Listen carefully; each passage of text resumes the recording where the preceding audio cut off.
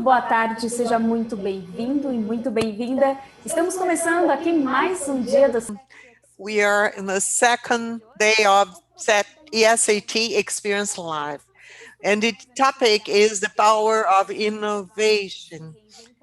The companies need to innovate, and how to do it. New technologies come up at each moment. So it is necessary to innovate not only to grow, but to survive. We have three moderators, young professionals with a lot of experience in innovation and digital transformation. Daniel Monteiro, leader and strategist of innovation from Globo, and Hugo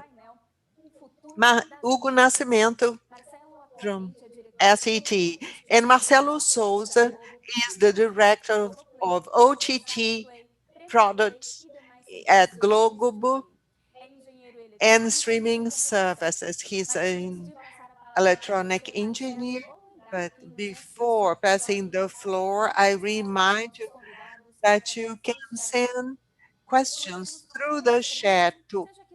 We will answer all questions either live or afterwards through email. Now, Marcelo, you have the floor. Hello, thank you. It's great to be here once again. 19 years being part of SET. So it's great to be in this virtual mission everywhere. It's a learning that we are going through, and we're taking to this new normal. But the world is turning, and the innovations are coming up all the time. So we'll take this afternoon, this wonderful day, with Daniel, Hugo, our friends of the industry, to be a good moment to exchange experiences. Now, this first panel, we have two speakers that will use the English language. And in the platform, you can choose the language to hear, either in English or Portuguese. And there's also original audio, and it can be adjusted as you wish. Two speakers will speak in English and two speakers in Portuguese. We are more used to being on the stage, face to face, but I'm sure that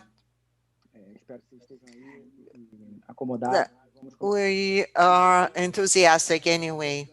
Well, the first topic of the panel, the media as information, entertainment, not only content, but businesses upon media and the new interfaces. It's a very fruitful and rich panel to talk about digital advertisement, and in another scale, it's not a niche anymore, and it's also segmented, and the need to know more about the audience. We have Luis Camargo, manager for entertainment media strategies of Brazil, of Google Brazil. And we have Thibaut Dorso, CEO and co-founder of Speedio, to bring the new paradigms on recommendation and curatory of content. This has evolved, and the new tools and innovation in this means that we have to know more the user, and there's this serendipity in the consumption to engage more and not to create funnels, and to be side by side on the taste of the consumer, helping all to discover it all. We also be hearing Alessandro Maluffi, video product director from Claro, Brazil. Just recently announced the plans on streaming.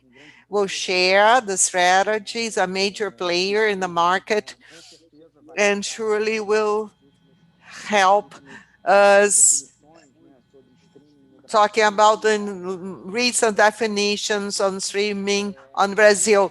And finally, not least important, Sebastian Arcienegas, Senior Partner and Manager of Roku, a world leader in streaming platforms, a video streaming platform, a global player that consolidates the business, all the experience for the end user, where the experience, this magic takes place. So then I'll pass the floor. Cada palestrante vai apresentar aqui 10 minutos. Each speaker will have 10 minutes, and then we'll have an open discussion, and I'll receive some questions through the chat. First, I would like to call Thibaut. Please, the stage is yours. Well, thank you, Marcelo. It's a pleasure being with you all. That's tonight for me. I'm talking from Paris, France. Can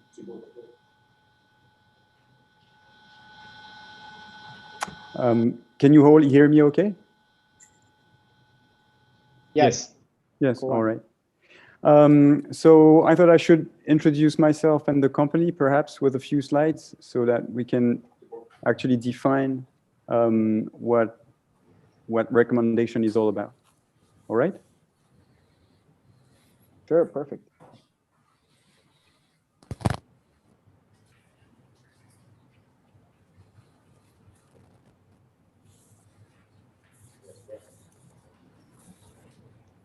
Can you all see my screen? Yes. Yep. Yes? All right. Yes. So Speedio is a tech company headquartered in Paris with worldwide operations, and we provide what we call humanized recommendations at scale. And we provide that for streaming platforms, OTT services, pay TV operators, and super aggregators, generally speaking. So now, what do we call humanized recommendation? I guess I wanted to start with that picture because humanized recommendation is the exact contrary of that. And that is a lady puzzled when facing the absurdity of artificial stupidity. How relevant is it for that lady to be recommended bread, carrots, and milk after buying bananas? And sometimes, of course, this picture is a joke, but this is a powerful illustration of a badly designed engineering when we try to provide personalized recommendations that are simply not relevant for what people need.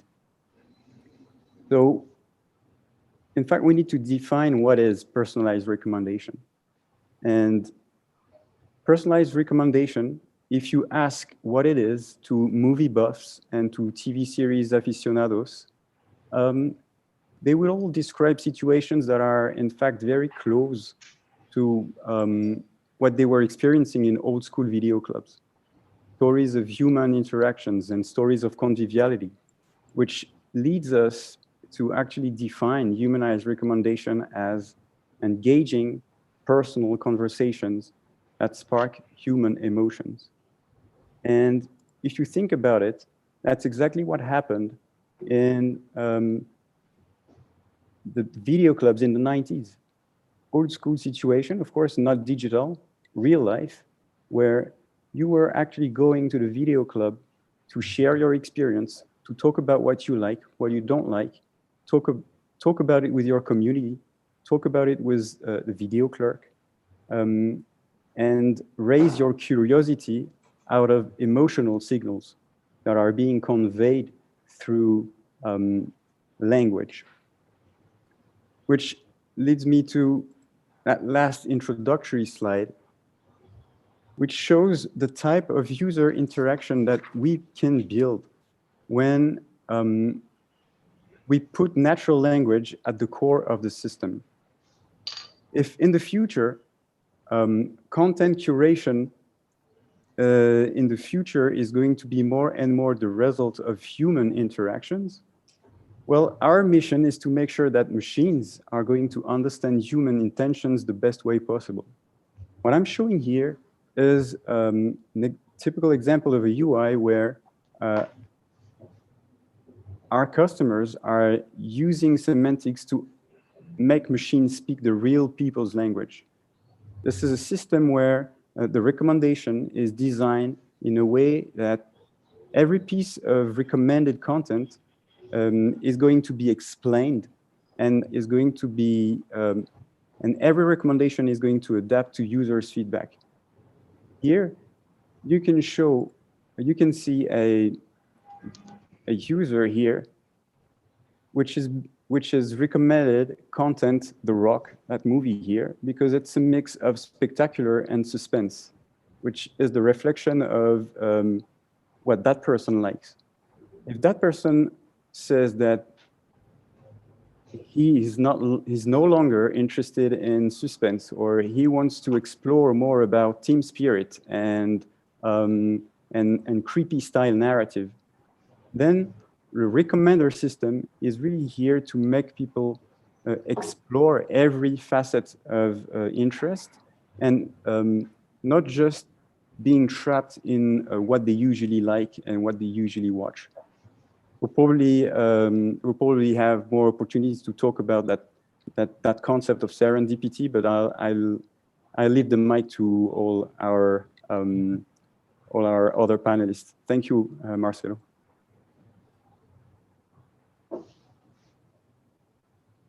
Thank you, Thibaut, for this intro. Yeah, let's leave for the question. I do have some questions about that. By the way, I love this word. I have this written here on my desk, serendipity. So, thank you.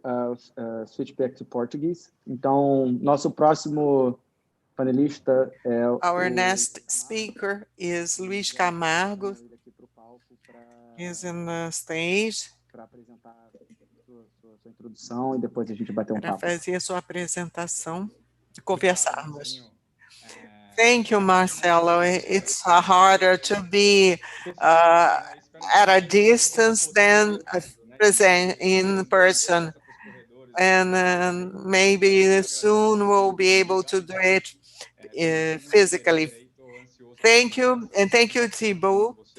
I'll share my screen. Marcelo gave me a hard task to talk about the future, media future, in 10 minutes. Can you all see my screen? Beleza. Vamos lá. Eu acho que o assunto futuro de mídia ele tem que ser construído. This must be constructed with many hands like SAT and these meetings so we can build the future. I brought some cuts of a survey that we ran on Google, and among some questions for CEOs of media entertainment company, we identified 3 major concerns that will go through all the matters of our ecosystem, not only media, but all that come along. 86% say that the change in consumption behavior of the consumer is a main concern. Then we have 75% changes in new technologies like Thibaut mentioned, and also 75% increase of the competition. I would like to highlight anything that we may say, the single agent that can leverage a sudden change is the consumer. If we dedicate our attention to the consumer, into what they want, and answer the question, will define the distribution of content and therefore media. Here's some from Google, some ideas. There is something that is complicating the ecosystem for video consumption, because the consumer is not easy to be understood, and how it is being watched, where and what. This power on the hands of the consumer bring complications, which are the background of our conversations today and in the future. I would like to put this consumer, uh, understanding this consumer, and I brought some 2 points. This is a micro universe of the whole. If we're talking in terms of pandemic and the APPs and OTTs do not stop growing, and that's the financial interest start to grow now. The short and up to the long term forecasts are huge, even based on and propaganda are billions of dollars. If we increase and this height and observe the whole media industry, in the next 3 years, over the 60% will come from the digital advertising revenue. So we have to see this as the massive means. If we have other means that are out of the media and the entertainment industry, we can see it in a snapshot. In a snapshot, we can see the advancement of technology and the learning that brought the metrics and the possibility of intersegmentation, the control and transparency in communication, create a migration from the advertiser, and it's extremely complex. These slides are from 2 years ago. Nowadays, this must be even more complex. In the left, from the consumer point of view, and on the right, those are doing the content. It's hard to be able to assemble my grade of apps to read content or to access content. So this complexity of consumption, plus those complexities from those that produce, makes all more relevant. This is chaotic too. So there is no equation to solve all the problems to all. It's fertile landscape. We can experiment and test. If I add to it some words that are buzzing this recent times, especially in the pandemics, that I was the streaming war, but I changed into the streaming party. And Bretas mentioned that instead of war, he brought some positive understanding that it seems very complex, but it's still so it brings opportunities. We have cooperation among in companies that 5 years ago wouldn't be possible because they were competing, but now everyone is working together because it's necessary to better understand the fragmentation. Also, the competition for time, it's a question that the whole ecosystem must understand, and to understand which will work out for each part, each shareholder, stakeholder, and is it for free or is it paid? Everything that is based in advertising, we have this association. We in digital landscape, we are mature in technology use, combining other use cases, but those cases are paid.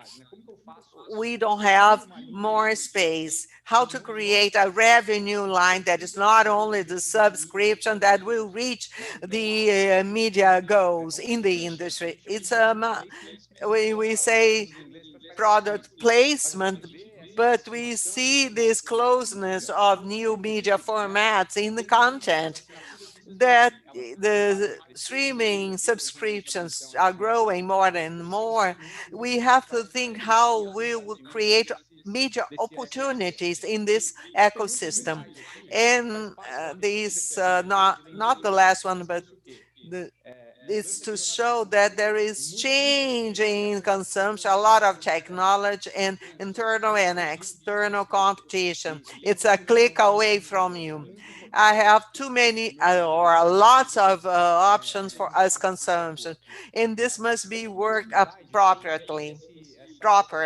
And this that survey, it's very interesting to be discussed. It says that 25% of the world data will be part of the entertainment industry up to 2025, and now less than 5% of these data are analyzed. So there's a lot of things to take and test and better understand how it can work better.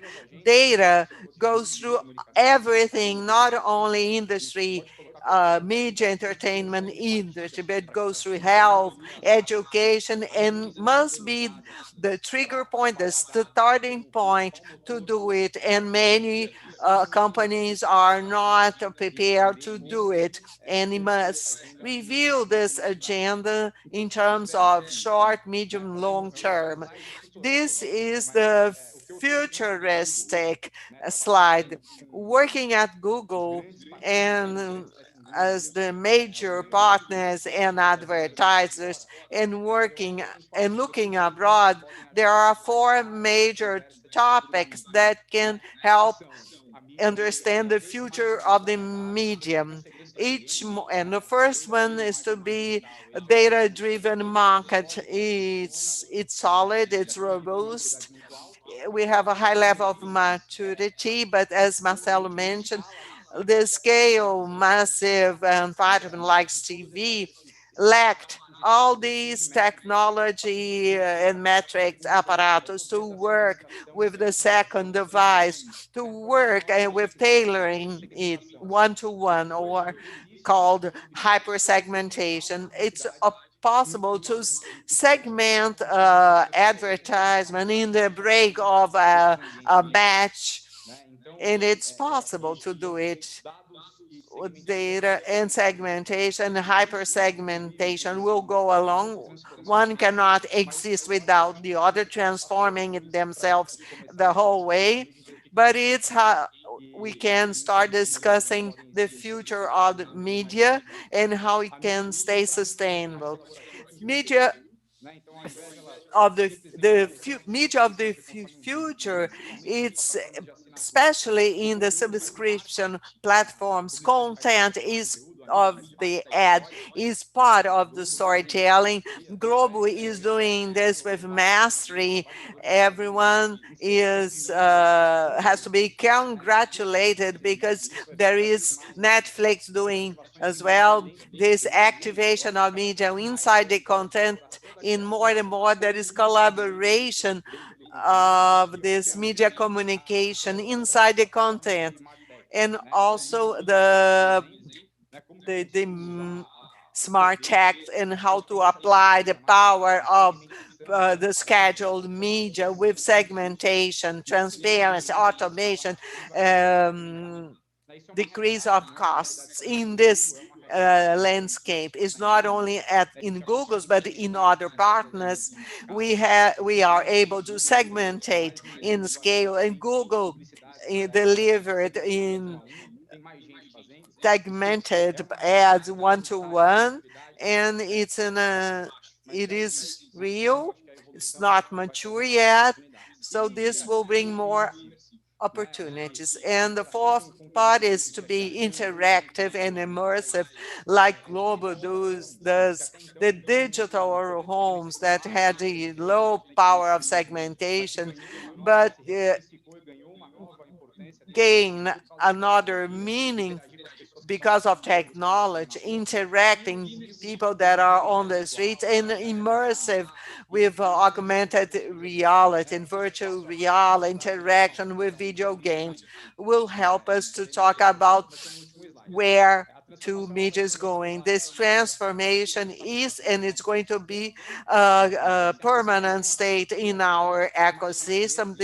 To provoke that we must be more agile and faster to the changes that are taking place fast. So the answer is we'll be back, not virtual, but in presence, and I'll let the questions for later on. So Google, we are looking all these pillars with consultancy, technology. We're trying to help all the industry. I'm available to talk about any topic.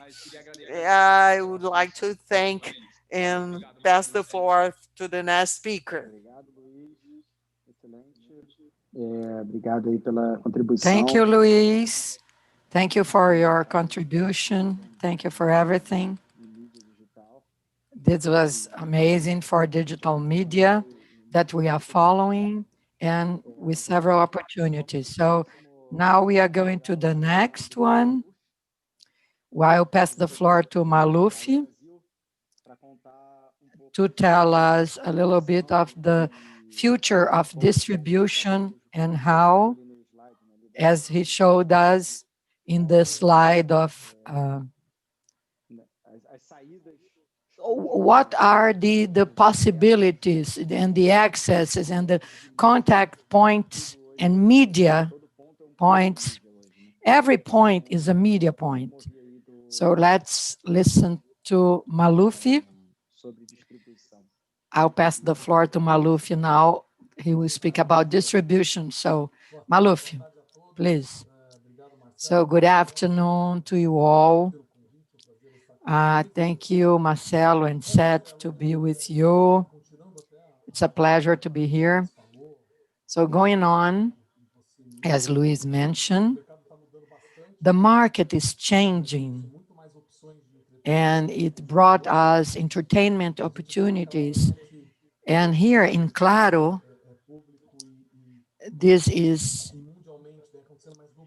it's public, and it's happening in Brazil with a lot of emphasis, which is a subscription market, a traditional market, the traditional market that we've known in the past, as we are having a low phase in economy in Brazil.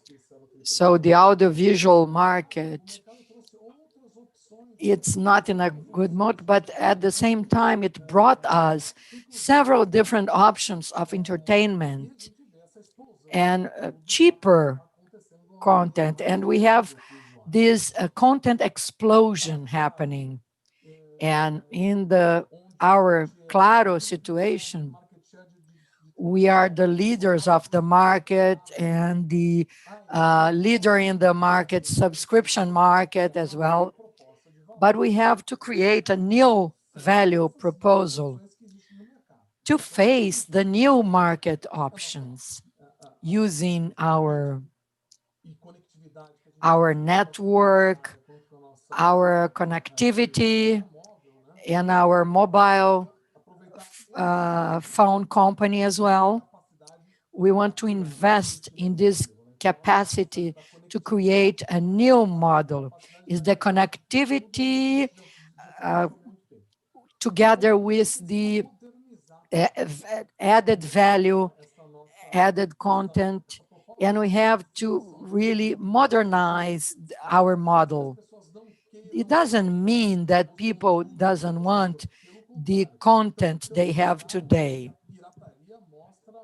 You can see that there is lots of pirate companies, and there is a pirate industry that is growing because they are bad for the traditional industry, but they show how the product is desired.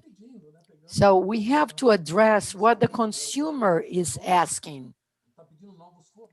The consumer is asking new formats, new apps, and we have to update our product and to create a product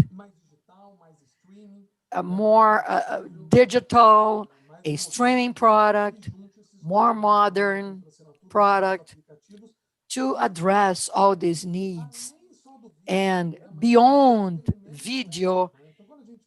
But we have to think about domestic entertainment. When we think about, when you think not only in video, but we have to think in entertainment. We have to think about games, music, consumer entertainment in general. And I would like to show you, it's a concept video. It's a concept video, it's not a product video, but this video will tell you better, will show you better the message I'm trying to convey. Opa, peraí, deixa eu só achar aqui o vídeo. Estão vendo o vídeo? Então, né? Vamos lá. Can you see the video?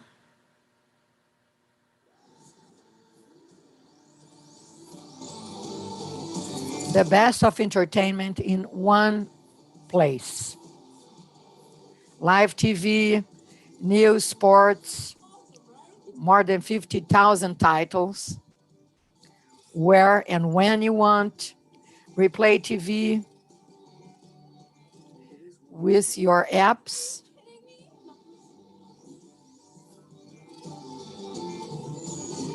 voice control. What I'm going to watch tonight, turn off the lights. Oh, that's entertainment.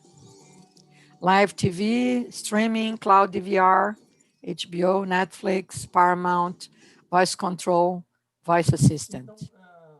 So this is what we think that we will want to bring Claro beyond connectivity. We have to add and go on adding entertainment services. As I spoke before, this is a product we've been working. We want to launch it in the market very soon. It will be a streaming service. It will work with cable TV, with bandwidth, large bandwidth. And so this is what I wanted to share with you and to be here later for further discussions. Thank you very much. We've been following the definitions and these last definitions, this movement, it's a no return path, a path with no return. So thank you very much for your explanation and for the video to show us the strategy that Claro is following you. You are sharing your experience as a great distributor in Brazil. It's Sebastian, senior partner manager from Roku. So Sebastian, the stage is yours. All right. Thank you. Thank you so much, Marcelo. And thank you, eXPerience, for the invitation. It's really nice to be part of this very interesting conversation. And before I start, I want to say I really like the flow that we followed today, with Thibault talking about recommendations, and then Luis talking about everything that's going on with media, and then Maluf talking about distribution. And I think it's a really good flow, because what I'm going to talk about today is a little bit about Roku. And I want to start, so Marcelo, thank you. You already mentioned Roku is the streaming leading platform in the US. but also we are kind of new for the Brazilian market. We're the new kids on the block for Brazil. So I wanted to start with a quick intro of who we are and what we have done so far. So Roku was created in 2008 by Anthony Wood, who is still our CEO. A fun fact here, Roku means 6 in Japanese, and the reason why is because Roku is the 6th company that Anthony created. We are close to be 2,000 employees. We're based in San Jose, California, the heart of Silicon Valley. If you look at this picture, Marcelo, we were talking about this yesterday. This picture is the new building that we just built, which is sitting empty right now because of what's going on. And we have other offices in the US. I am based on the Santa Monica office. And also Roku is a company that is publicly trading in NASDAQ. Now, so I already mentioned this, Roku is the #1 streaming platform in the US. And when we talk about a streaming platform, we talk about smart TVs, players, game consoles. So we are leading in this field. And I want to highlight the 3 main things that we're doing to lead. We're basically mixing 3 key ingredients. 1, content. We're bringing the best content. We think that content is king in this new world. 2, we're offering a really good user experience or a easy to use platform. And 3, we're bringing this at a great value for users. Basically, we're creating an affordable streaming device. I'm gonna go a little quicker for these numbers because this is kind of the boring part, but we have 46 million active accounts today. We consider an active account an account that has a streamed video for the last 30 days. The interesting part here is that an account is usually associated with more than 1 people. Like in my household, we are 4, we all use the same account. So we could easily say that we're reaching more than 120 million active users. I also wanted to highlight, we had a growth year over year. These stats are of Q3 this year. We had a growth of more than 40% in terms of active accounts. Now, in terms of streaming hours, because not only is good to have users that are streaming, but they're streaming a lot. On Q3, we reported 14.8 billion streaming hours. So that basically means that our users are coming back to the platform. They are watching a lot of content. And of course, we have seen an accelerated growth because of the pandemic. Here is a graph where you can see our trajectory, and we continue growing. If you see on Q1 in 2014 from Q2, actually we need to update this graph, we continue growing, and this has been accelerated because of the pandemic. Now, we arrived in Brazil in January this year, basically to start the decade of streaming. And how are we doing this? As I already mentioned, we have 3 key ingredients, right? Content, easy to use, great value. So what we want to do is bring streaming para todos. That is our goal. We want to have a device that every single person can buy. This is not a premium service or platform. This is something that is for everyone. And then I already mentioned content is the king. And what we're doing here is we're bringing a global platform that has global services, but we're also adding local content, right? I had the pleasure to work with most of these partners, with HBO Go, Global Play, Telecine, Luki, and actually DirecTV Go just launched. This is very, very fresh off the press. DirecTV Go just launched in Brazil and is already available on Roku. We're also talking about free content. Free is very important, and Luis mentioned the ad monetization part, and this is key. Although right now in Brazil, we're building or we're consolidating this audience that so we can start monetizing via advertising. But I also want to highlight that here in the US, Roku's main business is the ad monetization in the platform. So I think we're bringing a global platform, and we want to follow the same steps that we followed in the US that are bringing this success. And of course, I cannot avoid mentioning Disney Plus.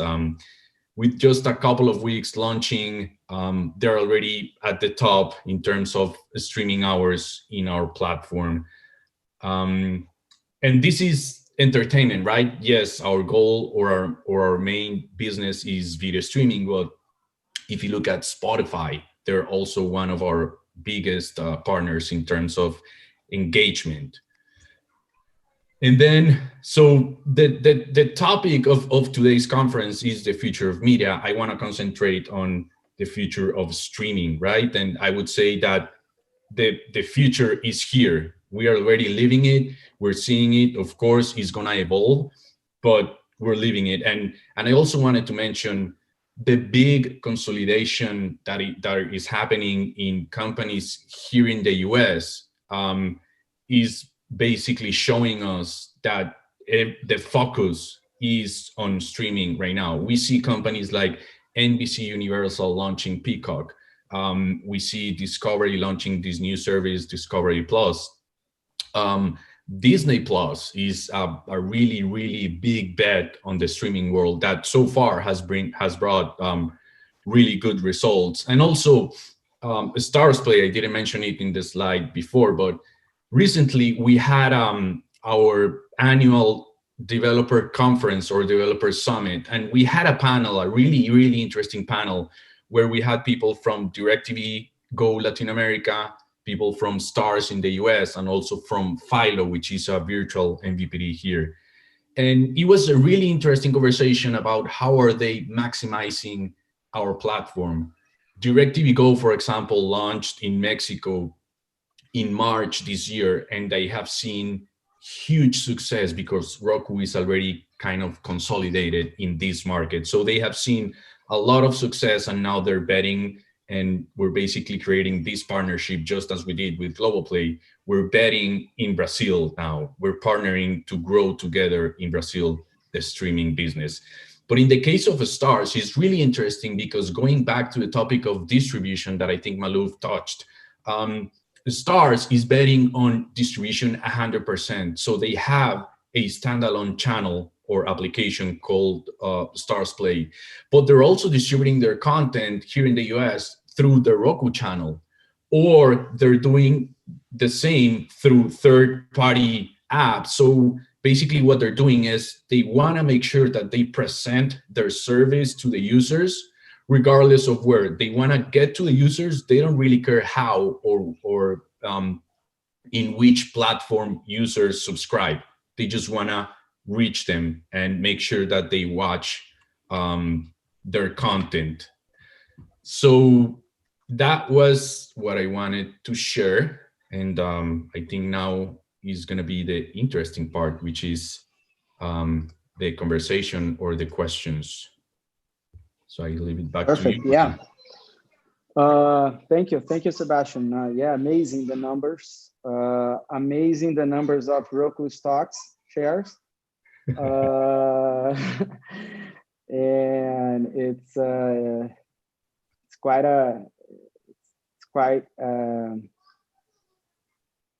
iconic, right? I would say iconic. It's not that it's hard. It's, you know, I think Roku is a very iconic company that translates streaming and this new media, right? And we've been talking about in set, and my first set was 2000 or 2001. I can't think now, but I can't remember now. But I think it was 2000. I think there was the convergence of media, of broadcast and broadband, and we've discussed this, you know, for 20 years now. And I think I'll leave my first question to you since you're hot on stage.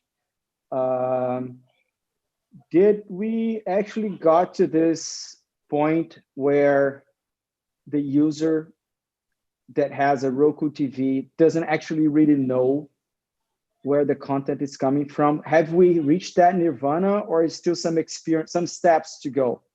You know, so the users still think, oh, I have to switch to the antenna, I have to switch to the intranet, or did Roku resolve that? You know, and now it's just, no, I want to go to this content, I want to watch this entertainment, I want to watch news. Do you think the mindset has changed already? I think it started to change because of the way we're distributing the content. So here in the US, we have the Roku channel. When users come to the Roku channel, they can watch free content, they can subscribe to premium services like HBO, Stars, all that. But we also have an EPG, or a live grid of what's available. I think we have more than 100 live channels in the Roku channel. And something really interesting also is that there's a Roku channel application available in other devices, in iOS, in Android, even in Amazon Fire, there's a Roku channel application. So the way we're distributing content is not only in our platform, we're going beyond that.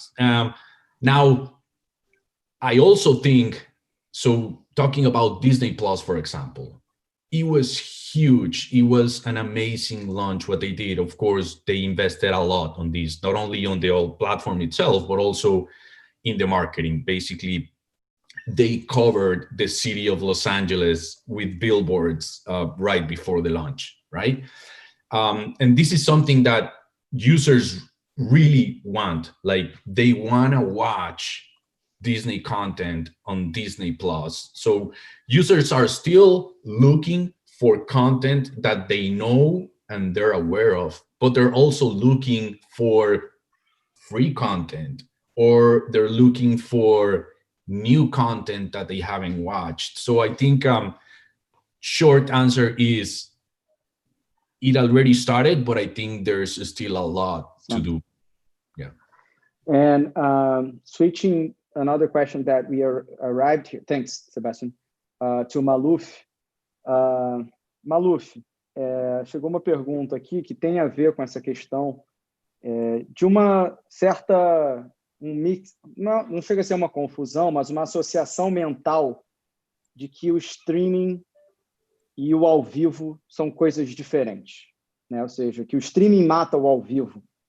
Eu tenho minhas concepções, né, de que live e on demand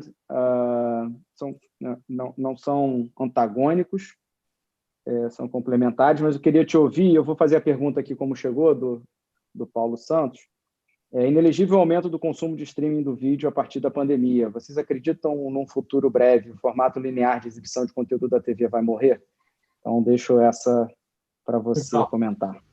Não, olha, Marcelo, eu concordo com você. Para mim, eles são complementares, tá? Obviamente, o streaming e a tecnologia trouxeram para o consumidor o poder de escolher o que assistir, quando assistir, e não depender simplesmente da curadoria de uma TV linear, que tem a sua grade de horários pré-estabelecidos. Então, se eu quero assistir essa série que chegou hoje, assistir ela inteira, fazendo um binge watch aqui de uma vez só, pô, legal. Acho que isso trouxe essa opção para o consumidor. Mas, assim, para mim, ele é complementar por dois motivos. Primeiro, esportes, notícias, né, são conteúdos live. Não adianta, cara, eu não quero ver o jogo do Corinthians depois, eu quero ver o jogo do Corinthians agora. Né? Eu quero ver a notícia se teve quem ganhou as eleições agora. Isso é um conteúdo muito fresh, né? Muito que o ao vivo tem esse valor. Essa é uma coisa e meio óbvio. Mas eu ainda acredito que o live não quer dizer que o on-demand, acho que o on-demand é maravilhoso, e a gente vê cada vez mais as pessoas usando a sua TV mais personalizada, né? A sua TV no seu tempo, na hora que você quiser. Mas, ao mesmo tempo, o live e a grade preparada, ela é feita por profissionais que estudam o comportamento, aquele horário, o que deve ser colocado no prime time, o que deve ser colocado de manhã, o que deve ser colocado à tarde, e acaba sendo, principalmente por alguns conteúdos, ele tem ainda uma riqueza, principalmente conteúdos de variedades, aquele momento que você senta na televisão para surfar, aquele momento assim, me fala aí, televisão, o que assistir, né? Então, eu acredito que o live, ele não deixa de existir, e, obviamente, ele é complementado com as opções on demand e cada vez mais contextualizadas, né? Cada vez mais contextualizadas. Você pode começar a assistir. Eu vou dar um exemplo que a própria Globo fez agora com a Disney, né? Ou com os outros produtos do Globoplay. Coloca lá o primeiro capítulo na TV linear para você assistir os demais no on demand. Isso acontece muito. A gente vê essa experiência no Now, por exemplo, conteúdos que estão passando na TV linear e muitos na TV aberta, onde você tem uma grande vitrine, depois eles performam melhor no vídeo on demand. Então, para mim, eles são complementares e não tende a morrer o live. Eles se complementam. Deixa eu pegar esse teu gancho de live, não morrer, e contexto, né? Você trazer o digital traz contexto, né? Essa bidirecionalidade e contexto de conexão, de mobilidade ou não, de casa, de contextos de sob demanda, etc. E aí, Luiz, a gente está prometendo aqui o Target Ads no Linear Streaming, né, o nosso Dynamic Ad Insertion desde 2017, quando foi a primeira vez que a gente falou de Dynamic Ad Insertion aqui no meu painel da 7. No painel que eu costumo moderar da 7, força de expressão, tá, gente? Desculpa. E aí, o Dynamic Ad Insertion, como está? O que comem? Para onde vão?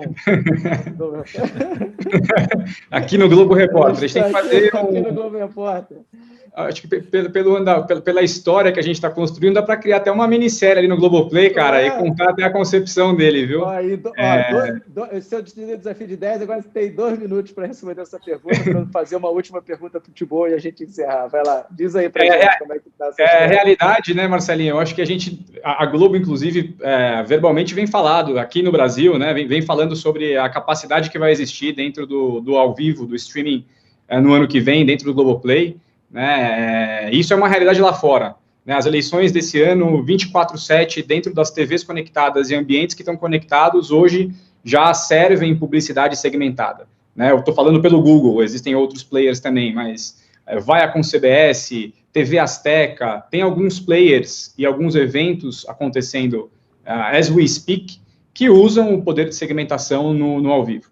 Né? Então, a gente bateu recentemente um milestone aí de num jogo de cricket, do esporte que é tão importante quanto o futebol lá na Índia, entregar, como eu disse, ali 1 milhão de entregas segmentadas num evento ao vivo acontecendo pelo Dynamic Ad Insertion do Google. O DAI é um termo da indústria, né? A gente tem o nosso aqui, mas ele é uma realidade, eu acho que depende muito, cada região tem a sua particularidade, né? Você acha que o Brasil, desculpa te cortar, mas você acha que o Brasil está preparado, a mídia no Brasil, né, os grupos que compram e fazem plano de mídia, né? A gente sabe que muito dos planos de mídia já vêm preparados lá de fora, o mix de mídia, né, de marketing. Você acredita que, sim, resposta rápida aqui, estamos preparados para trocar alcance por segmentação e target no Brasil? Tem um caminho longo pela frente, mas a gente tá bem avançado, tá? Então, eu acho que a compra de alcance já não é mais só alcance, né? Eu acho que performance também é assunto e acho que tecnologia vai ajudar a resolver. Mas eu daria mais um ano para estar todo mundo preparado, viu, Marcelinho? Tá ótimo. Obrigado, cara. Last question here, Thibaut. Soft skills. You talked about humanized recommendations. Are we lacking soft skills and human knowledge, people, more human people on engineering teams, human in the sense of philosophics and people that study the human nature on engineering teams, on product teams? Are we too tech on this topic? What do you see? I love the title, Humanized Recommendation. And will those resolve the serendipity that we need? And I just want, the next 3 minutes, if you could talk a little bit to us about that. Yes, sure. In fact, when we emphasize humanization, in fact, what we're trying to do is that technologies sometimes are missing the importance of language. So it's not necessarily that we need more soft skills. I wouldn't call that soft skills. I'm just saying that we need a lot more language expertise, expert in linguistics, people that are expert in analyzing user interactions and mainly through language, and make the most of that that singularity of human interactions. I was amazed by one of the numbers presented by Luis, saying that 25% of the data about people would be coming from entertainment. I mean, if you take that number seriously, if the quality of the data is not good, if that data cannot help us understand people's intentions and what people really care about, then you can have that number, I mean, that amount of data, but the outcome will be very poor. So what we're saying is the next generation of recommender systems are taking that very seriously. Recommendation is not just about statistics. It's not a mathematical thing. It's a lot more language-driven, in fact, than stat-based. That's what I meant by humanization. Thank you. It was perfect. And with this perfect ending, com esse final perfeito, né, de nós aqui falamos de inovação, mas falamos de hábitos do consumidor. E se a gente quer entender o consumidor, né, a gente tem que trazer essas novas skills, né, essas novas ferramentas e sermos mais, né, trazer humanas para a tecnologia. Eu acho que esse casamento, acho que ele teria que terminar com essa mensagem. Talvez a grande inovação seja essa, né? Negócio, tecnologia e humanas. Acho que é uma grande mensagem. Queria muito agradecer a todos vocês, Luis, Maluf, Sebastian, Thibault, thank you for the time. Hope, we do a virtual group hug. Abraço. And let's move on with the schedule. Thank you very much. You will see next year, hopefully. In person, hopefully. Yeah, for sure. Yes. And hopefully on the stage in São Paulo, where we all make this happen, or whenever in the world. Miss the trips, miss all the fun, because this life is made of fun. Also, let's make our life lighter. And okay, that's it. So now I turn to the studio, where we will have some announcements and the next panel with the startup world. O mundo das startups segue na sequência. Thank you, Marcelo. Obrigado. Muito obrigada, Marcelo, e a todos os seus convidados. Foi um painel interessantíssimo, futuro das mídias. Você fique conosco, a gente volta daqui a pouquinho, porque ainda tem muito mais aqui na eXPerience Live.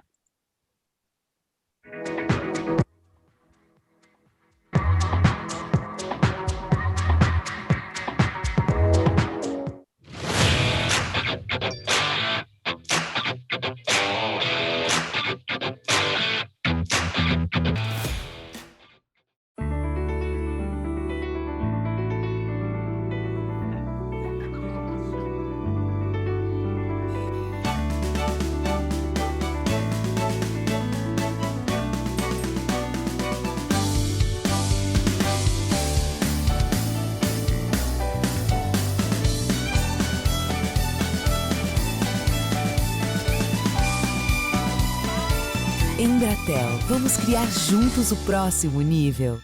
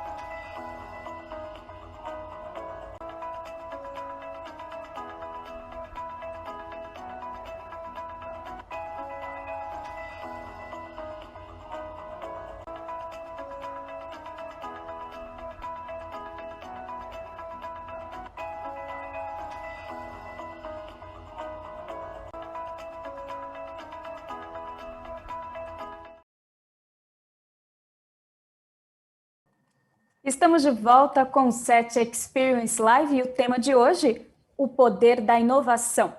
Lembramos a você que estamos com o nosso chat aberto para você fazer os comentários sobre a nossa live, participe conosco. Seguiremos então com o Daniel Monteiro.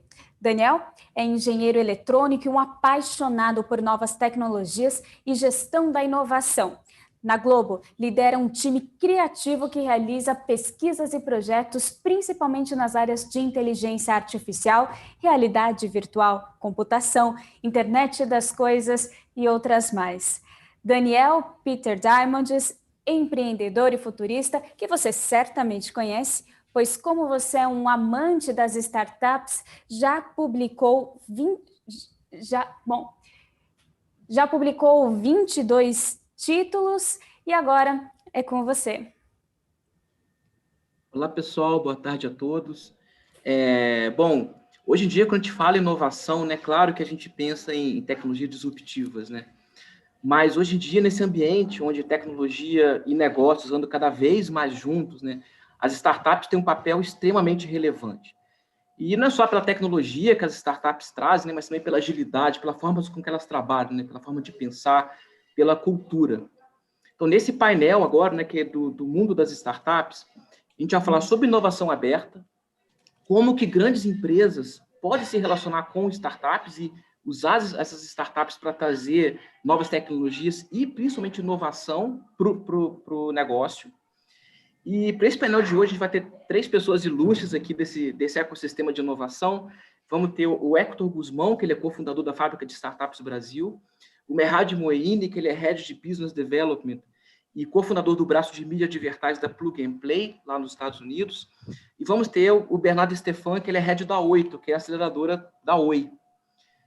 Bom, para abrir o painel, vamos convidar aqui o Hector Guzmão, que, como eu disse, ele é cofundador da Fábrica de Startups Brasil, e vai contar para a gente um pouco de como a Fábrica de Startups funciona, como é possível fazer uma parceria com startups através da fábrica, e falar também sobre a Escola 42, que é uma iniciativa mega inspiradora. Então, Hector, bem-vindo ao Set Experience, obrigado, é contigo. Obrigado, Dani, prazer estar com você de novo, prazer todo mundo que está assistindo a gente também, obrigado pelo time da Set Experience que tem feito isso. It's a pleasure to be here today with very relevant content. Bernardo, a great partner, Merhad, I didn't know, but Plug and Play was my school in 2014, so I admire the work they do. And Daniel, when he invited me, he brought a little bit of how the startups can collaborate with corporations and collaborations, and we have a very, very good contribution. We are feeling ourselves, how innovation has been accelerating everything. And here in the Startup Factory, I would like to share our experience and how Daniel spoke, how we've been doing with 42. It's our technology school. And the richest of this, the rich part of everything is when you ask questions and when we discuss.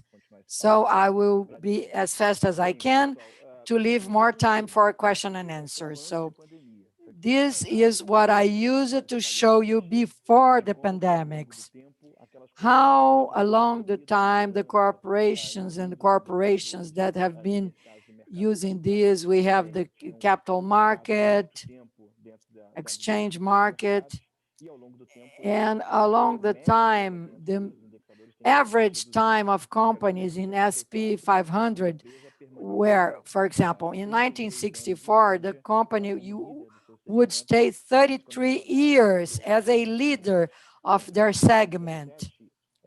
And in 2016, the company would stay as a leader for 24 years as a leader. In 2027, probably the company would stay as a leader for 12 years. But after the pandemics, I believe this will go down half, this number, because we have the democratization of technology and we have several different entrepreneurs that they want to create new areas and bring into the practice, to the practical part of the thing, to show you a little bit of a visual identity. Disney Plus has just entered the Brazilian market, but Disney Plus, they started this work some years ago, and with the whole story that they built, they had a cultural legacy, they had a very good segment that they would like to transform this for TV, audiovisual, and this would be a cultural challenge for them. And the second challenge they would have to face, it's the stimulus of this leadership. I have a very interesting book that they tell you the story of Disney Plus, how they could stimulate the executives to create a new business that they didn't have still the ideal model of business, because they were used to have a financial return. But they told them who will be the person responsible for creating a very valuable product in the market is the person that will be the person who will be considered a good performer. So my cow will not be revenue only, but the goal now is to have the culture, to have stimulus for innovating and getting to the user through the streaming. And so to accelerate this process, and we still have a slow innovation, what they call an open innovation. A great company gets to the market and they put the challenges, asking for startups or universities to give them solutions. And this case is a very incredible. Comcast used to be a content producer and media producer, and they linked with Peloton, and they had a spinning bike. So you have to be in a live room, and you can interact with students all over the world and with professors all over the world, and you are in a spinning room, but with like a live environment. So the Comcast core business was to produce content. Comcast supported the content to be inside the room of the user, and then the user could interact with his or her medias, and Comcast had this freedom to go around the world. Peloton, if you Google Peloton, you see how Peloton grew during the pandemics, but they were growing since 2017. They started a strategic partnership with Comcast, 2018, 2019. So Comcast funded them with two investment rounds. And then 2020, Peloton opens its capital, and they had an APO. And so they started to monetize the Comcast funding. And then in 2020, Comcast, that was really happy with Peloton, they sell 50% of their partnership, their shares.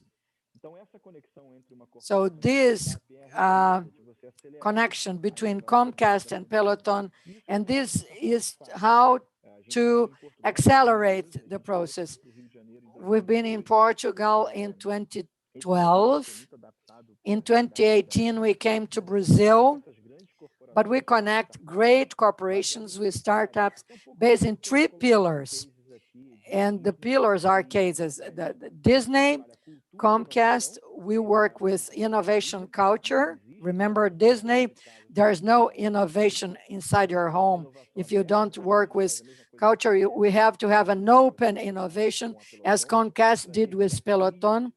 We are going to bring new opportunities, and we'll link them with and connect them with startups that can make business and to incorporate this corporation, that they don't have a channel, a specific channel, but they then can be viewed as a very interesting player. And together with startups, we support them as they are growing until the moment they can do business with several different companies. We have 14 corporations with 10 different segments. We've been there since 2018, 2019. We've been working with more than 30 corporations. And when we have this challenge on the market, we had 1,085 startups that subscribed since 2019, and we had 1,085 subscribed, and then we selected 225 startups that participated in our programs, and then 28 startups were among corporations and startups. So we have like 100,000 reais or maybe 4 million reais of investments in a startup. It depends on the kind of business or depending on the kind of startups. And that's what we do between the startup and the corporation. So we're increasing the investment. This is the space I usually work. This is the chair I'm sitting here. We have also a very good space for audience to be together. We want to stimulate the market. This is our 100 Shell executives in a day that we had an event, bringing them content. And we have also another photo of our space. So our startup factory, Fábrica de Startups, we had an Achilles heel that we had to solve. We need to open the boundaries and look outside. And our Fábrica startups, we are in 3,200 square meters, but when I open my window, I see this slum, this favela, with young people from younger than 25 years old. So we have a deficit of 1 to 7. For every 7 places, you have 1 person available for technology. So we started to look around in the world, what could insert these people, developing them with a qualified workforce and with this Achilles heel, which is this technology lack that we have. And then we found 42. 42 is a French company. So now we have 30 schools in the world. Is a educational, 100% educational project. You can see here that we launched Vale, but we have companies that are sponsoring. They are the sponsors of our project, and they have an educational project, which is wonderful. They created a technology that they took the professor out of the classroom, and they created a collaboration education, so they can develop the hard skills. It's not a technology learning, but they are developing soft skills as well. So technology needs to develop soft skills as well. And this is 100% free of charge, completely free. They don't mind anything, neither social status or gender or race. So the person has to be 18 years old. And we have open enrollments for the new class that will start in April next year. So 42 will teach this student until software engineers. So this is a 3 to 5 hour course, so the person can adapt persons can adapt themselves. You can choose games, software, safety, whatever you want. And they have an impact potential, a huge impact potential because of this deficit we have. We had this before the pandemics, and now during the pandemics, people started to really notice that they can hire anybody anywhere in the world. So you have to compete now with foreign people because they can hire. So for example, Danielle and Global.com probably are suffering because of this. So this is a challenge that we have to face. So this is a bit of our Fábrica de Startups. So we want to collaborate, we want to be together to be more innovative, and 42 that they are together with us with this impact, and they have an important role for us in this learning process, educational process. So this is a little bit of what we do. And if you look for Hector Guzmão, so I'm okay with my time. Wonderful. This is we are so proud to have your company. And there is a question from the audience, from the participant. What's the largest difficulty, the major difficulty of classical companies as startups, the biggest challenge? So which is the strategy related to startups? You want to solve back office problems, you have to engage your technology area, how your technology area will be structured. And it will have many startups to integrate this. And it's not either or, but you have to create new business. I am in a market. We have a disruption in this market. I have to create new startup. How my governance will be a blocker. I have to create a separate governance. I have my business governance, and I have a new business governance for startups. And one is separate from the other in order not to have any problem. Probably you have short-term goals, and probably who asked this question, it has a short term. If you want to invest in startups, is this a way to invest? Well, I have to structure myself. I have to mature, to be more mature, to make back office work involving technology areas, leadership areas, in order to improve and to present the challenges. And then I would advance for new businesses. And I have a separate governance for systems. And when I'm more mature in this, I will then invest. But the first step will be, where do you want to go? And you have to follow this, adapting to the realities in the moment, and to have flexibilities that the process will demand. This is perfect, incredible. Thank you very much for your explanation. And I would like to pass the floor to Merhad. Ele é Head de Business Development e cofundador do braço de mídia e advertising da Plug and Play, no Vale do Silício. Para quem não conhece, a Plug and Play é um dos maiores aceleradores de startup do mundo. E a parte de ventures deles já passaram startups como a PayPal, a Dropbox, SoundHound, enfim, empresas gigantes, mega conhecidas. E o Merhad vai explicar para a gente como grandes empresas podem se conectar através da Plug and Play, e especialmente no setor de mídia e entretenimento. Então, Merhad, seja bem-vindo, muito obrigado, é contigo. Thank you so much, Danielle. I will share my screen. I appreciate the time and the opportunity here today, and the SET team for having me. So thank you so much. My name is Murad. I'm going to be talking a little bit about Plug and Play, what we do, how we started, and share a little bit about our ecosystem.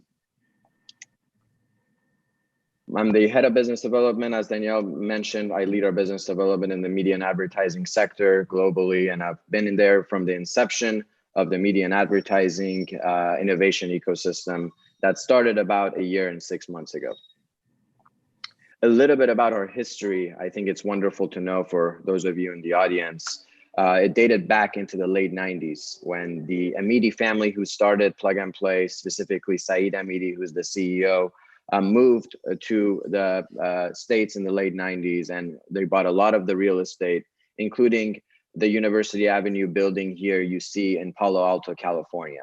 And that building today, if you look it up on Google as the Lucky Building, it turned to pay a lot of dividends to the family. And specifically, the Google founders, Larry and Sergey, knocked on their door in the late 90s, and they were looking for office space, and just being at the right place, right time, the family gets acquainted to technologies. They were primarily a business family. They own real estate, rug galleries all around the United States, and a water delivery business in Spain called Alps. But really the venture capital and innovation exposure came from their office building on University Avenue. So it's really great to hear that story. Larry and Sergey move into the building.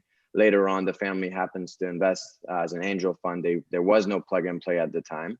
And fast forward, we became shareholders of great companies like PayPal, where we gave them 1 year's worth of rent in exchange for equity.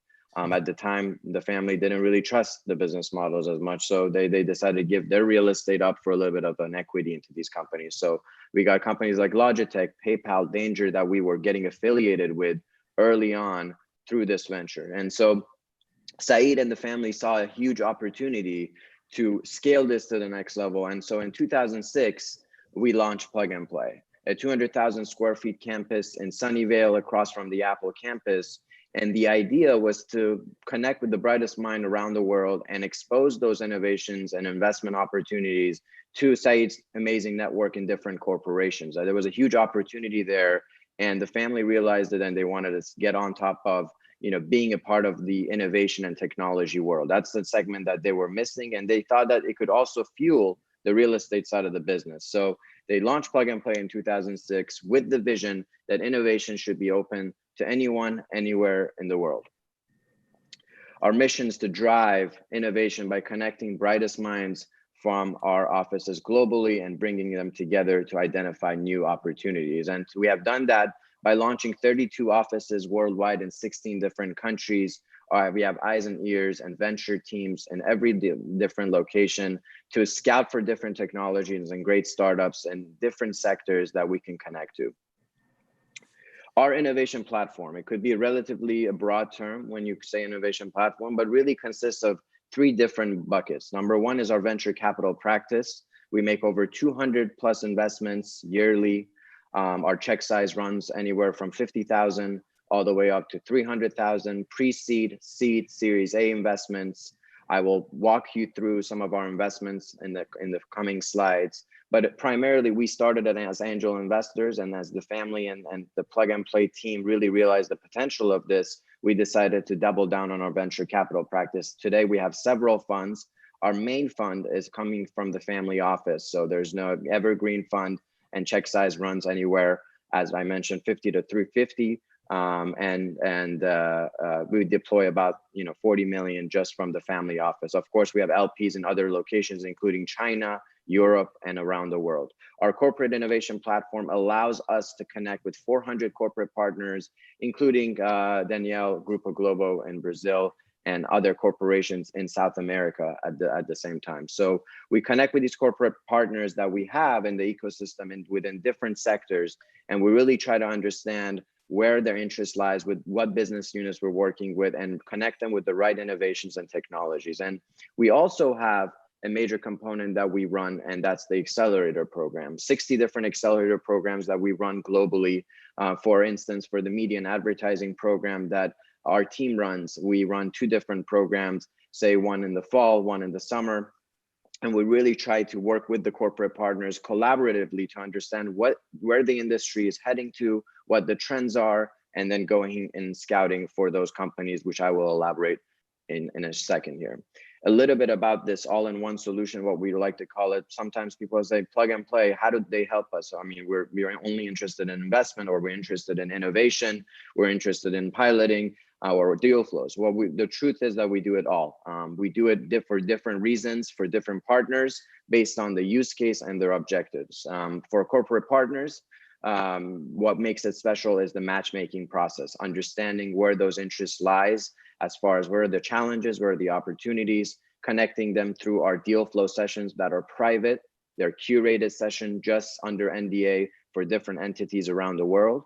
And then we have our accelerator programs that we look at it collectively as a group. We believe that open innovation model is what really makes Plug and Play successful, and collaboratively sitting next to your competition, looking at what they're looking at really opens the eyes and allows for other opportunities. And that's where the peer-to-peer networking really plays a major role on, sitting across other executives and understanding how they're looking at things and opening those doors for networking opportunities. And on the startup side, of course, they get a ton of exposure through our accelerator programs. If you're a startup in the audience, please do reach out to us in the media entertainment sector. We're happy to connect you and plug you in if there's interest with our partners to work with you. We don't just accept any startup in these programs. If there's interest from both sides, both parties, that's what we really do. We bring them together. Our global market reach and access, I mentioned, we have over 32 locations worldwide in 16 different countries. Of course, we give office space. Pre-COVID time, we would give office space to the startups that wanted to move to Silicon Valley and really get connected to the Silicon Valley hub. That was definitely something that we do. And of course, we have an office in Brazil as well that we can connect you in terms of locally to give you access in LATAM and other regions in South America. As far as investments, it's key that we are a strategic investor. We like to invest in things that we can add value, and because of our positioning in the market with over 400 corporate partners, we can bring a lot to the table. So a lot of startups want us to be on the cap table and be involved early on, and other VCs constantly are feeding us opportunities that they want Plug and Play to be involved, as we can bring those companies into our programs and into our ecosystem and give them the exposure, the business development, and the reach they need to become successful and go from series, pre-seed to seed to Series A and continue that growth. A little bit about our success. We have had 80 exits since 2006. Our recent success was a company called Honey that we've invested in. As you see, we have a great positioning in the sector, and the reason for our success and why we have done so well as far as our portfolio so far is because we have the industry there. We have 17 different industries that, again, we focus in, and those corporate partners letting us know what the challenges and the opportunities areas are helps us as a VC to guide our investment and our bets in the right directions. And so our companies have raised billions and billions in additional funding, and market cap have reached over billions as well. So I'm glad to be a part of this journey with Plug and Play. And I think if you're a startup, it is great to have you and be involved with you early on to understand where you're heading in the market. A little bit about our corporate partner network. We have over 400 corporate partners, as I mentioned. All of these names and brands that you see here are currently working with us and contributing to Plug and Play's ecosystem, both their time, financially, really wanting to get exposed to the startup ecosystem. And these are some of the startups these are some of the corporate partners that are currently working with us. As you see here, we have the different sectors that I mentioned. Our brand and retail division, which was one of our legacy ecosystems with Panasonic, Adidas, P&G, and we've been around for a long time. And so the brands and retailers that are working with us globally from our operations in Europe and Japan, we're lucky to have some of the largest brands and retailers working with us. Our media and advertising division is relatively new.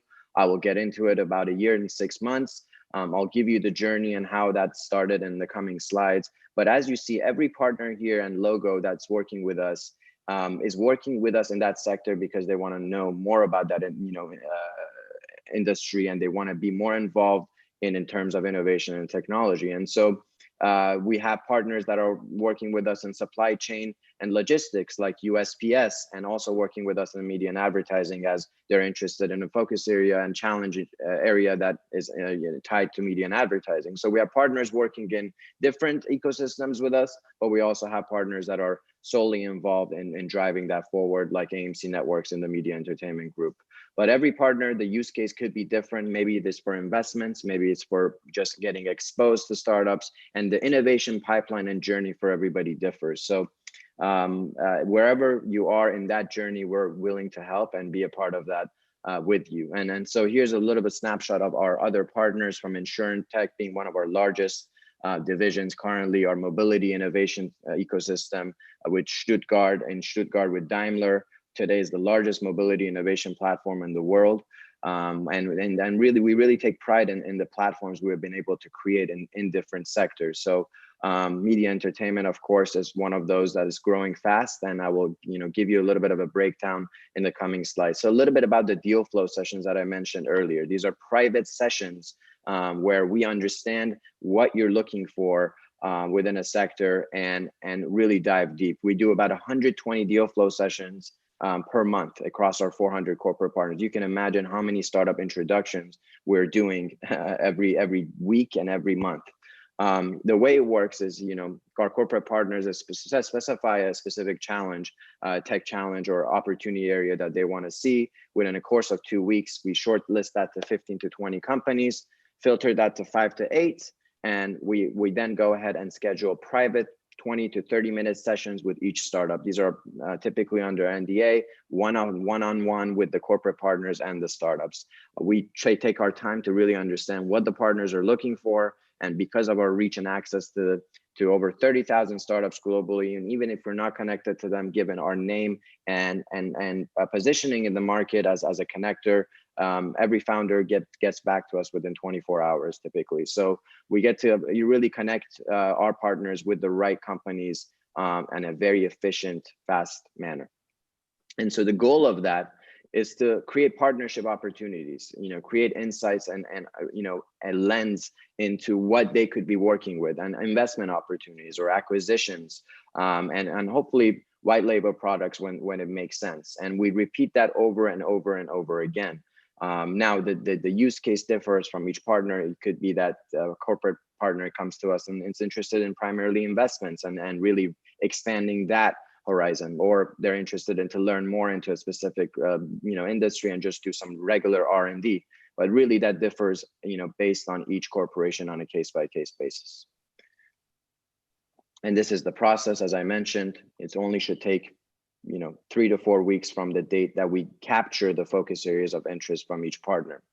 As far as events and branding and sponsorship, we're doing 790 events. So there's a lot of opportunities for business development and exposure, both for the corporate partners, but also for the startups that are looking to get exposed. We can help a startup that has a use case in media and entertainment sector, but also plug them into other divisions and other groups that might be relevant to them. So given our reach and exposure, we can really help with that at the same time. As far as our program, again, we run 60 different accelerator programs a year in major sectors and industries in the world.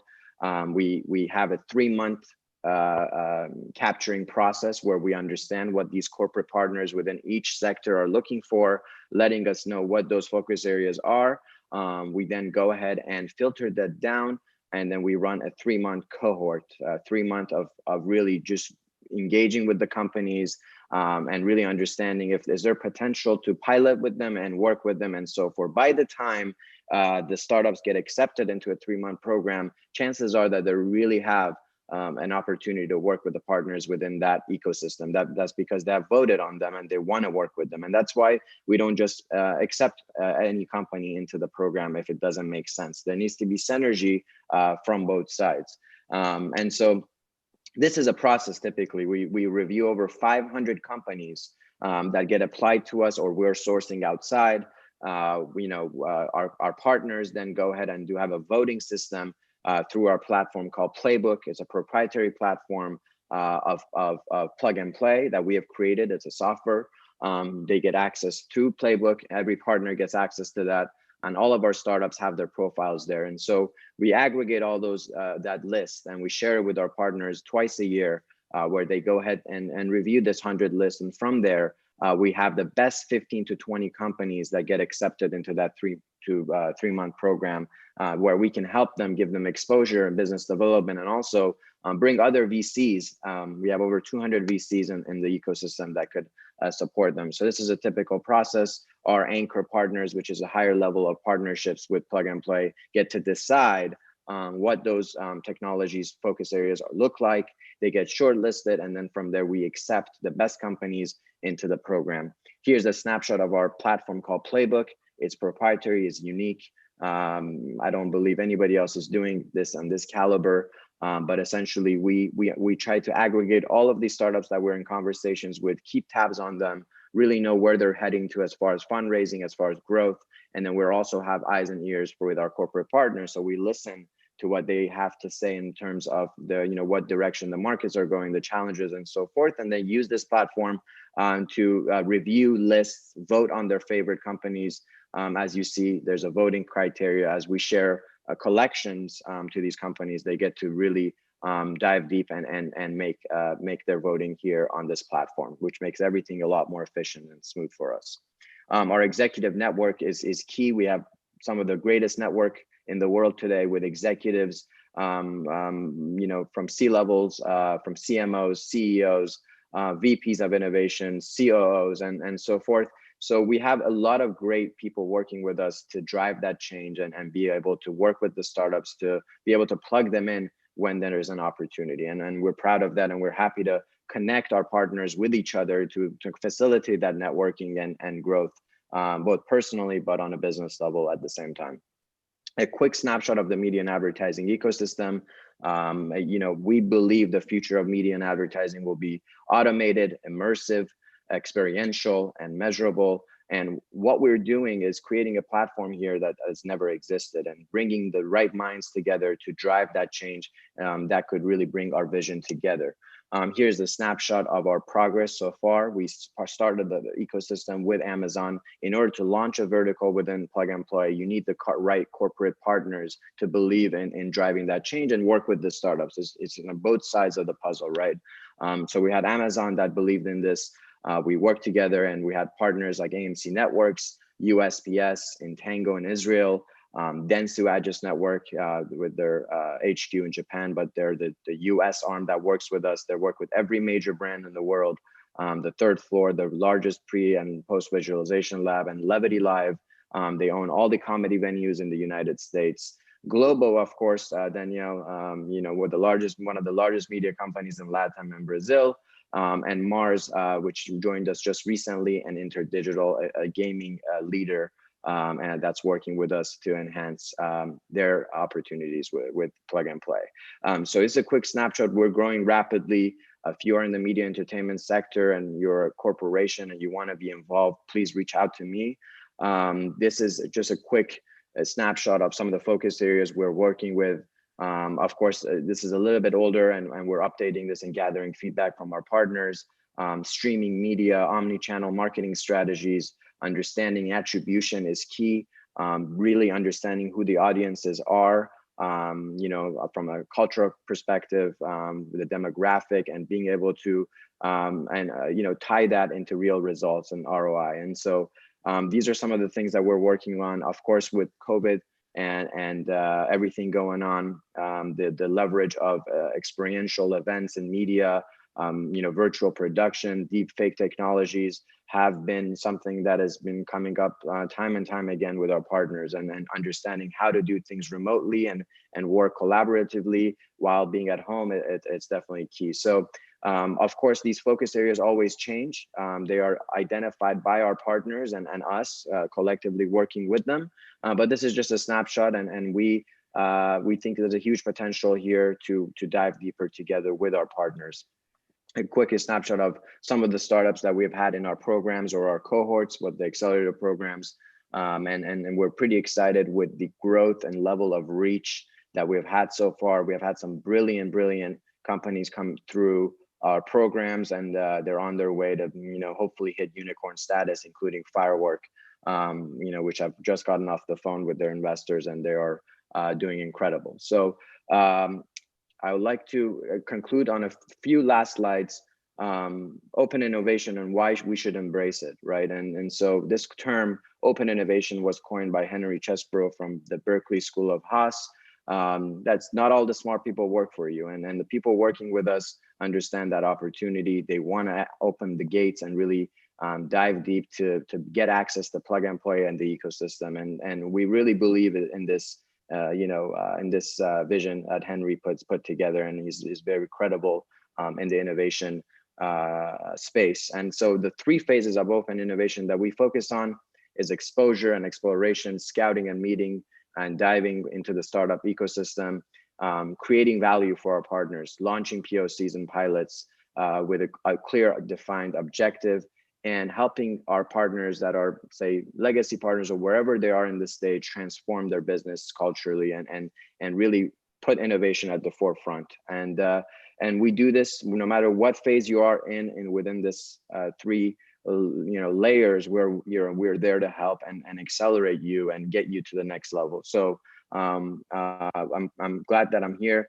today. And what we ask from our partners to conclude is having that executive sponsorship from the VP level, C-level executives who believe in what we're doing, because without them, it's hard to really drive that change and innovation and be able to plug in the right companies and startups to solve those challenges in different business units. We have the executive buy-in within all of our corporate partners, the time commitment it takes to really drive that change and really drive that innovation pipeline, having a clear objective business unit wise, from top to bottom.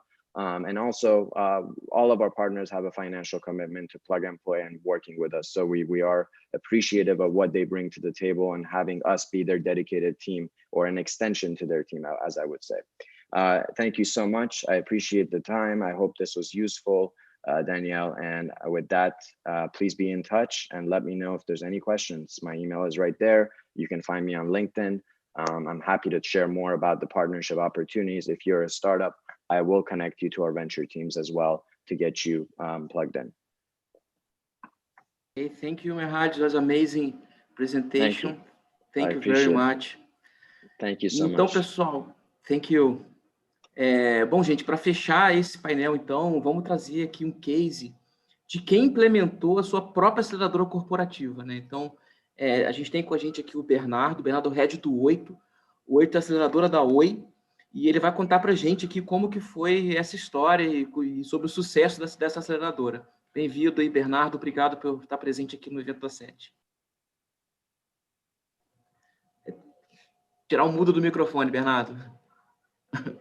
Eu sabia que eu ia esquecer disso.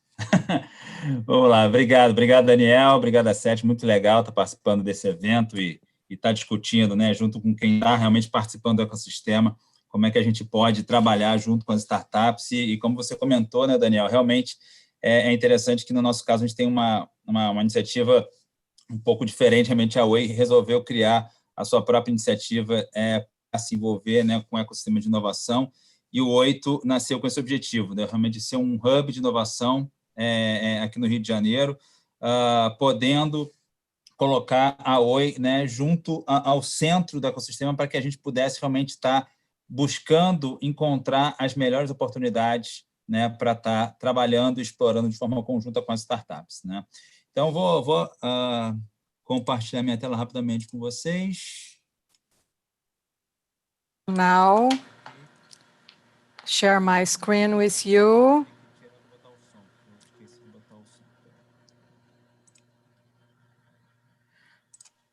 I forgot to put my sound.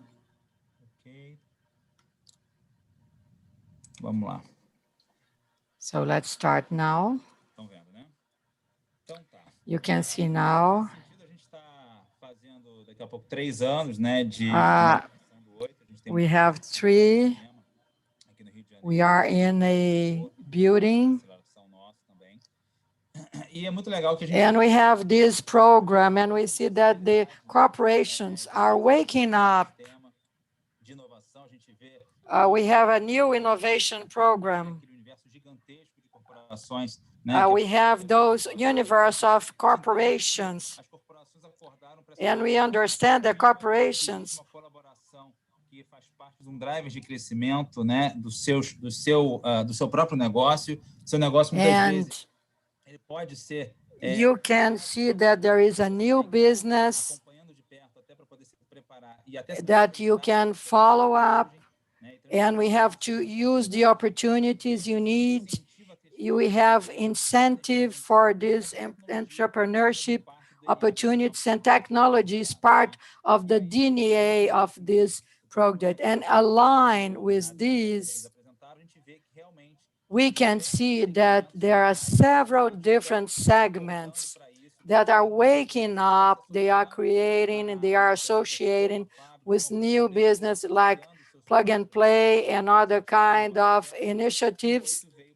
And 8 came to be the OI initiative, which is a new initiative. It's something very good and new.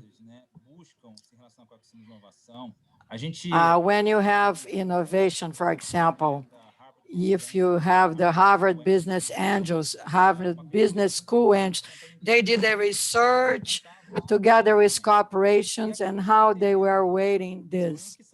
And they found out that they had several reasons, and they put 4 major reasons. They are explored in a good way, and you are looking for this. They are looking for new operations. They are looking for new opportunities. They are really waiting for the financial return that they can do through the startups.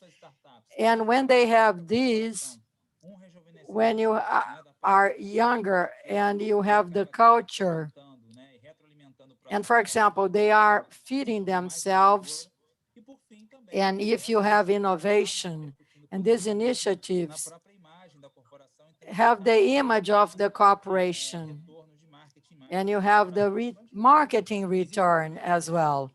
So you have several different goals that you can look for simultaneously together with this initiative, and with several different corporations, they have the priority of the way that every corporation will structure how they will be working in the market. And I would like to bring you the story and the story of work. And this is very similar to what happens with different corporations. Oito was born in the new business area of the company. And you can see we have innovative and we have innovation, and we also have new areas that you can understand and you can make this tangible with the work you've been doing, with the value for the company. So the sale, when you sell this project, you have this working with projects that will bring new projects. And at the moment that you have positive results and you have the confidence of how to amplify this program, and from the point of view of OI, we've been trying to find solutions.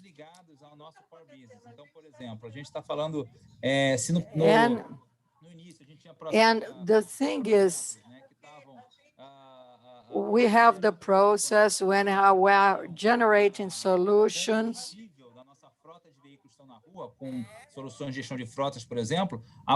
And for example, my OI, and we have a program, we have an app, and we have several different telecommunications companies, and it was a very innovative program, and this improved, and this was very successful. And we had financial indicators like churn and others, increasing the efficiency. But this was connected to the company's core business. And we have the executive body of the company, and they were not connected to the company's core business. So we have revenue, and we had an event. And you have to develop this with new businesses. And these were the collaborators with different arms, and they were looking for opportunities. And we can not only having this, but we can have the innovation. And we have this goal to create a mechanism to look for new businesses, to have innovation in order to receive new opportunities. And we are doing this. And we have to have this. And we have the opportunities.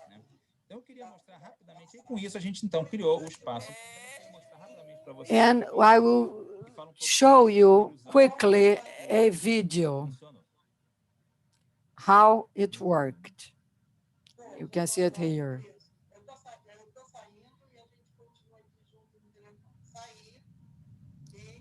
E meu computador não está me ajudando.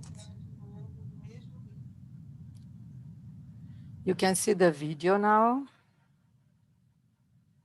Peraí, vamos direto aqui na fonte.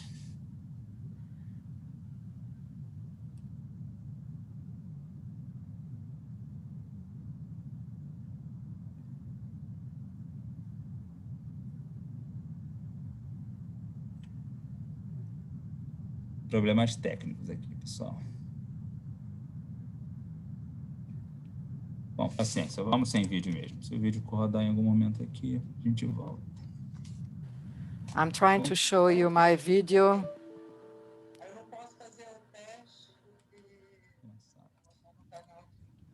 Bom, vamos sem o vídeo mesmo. Well, I try to show you the video.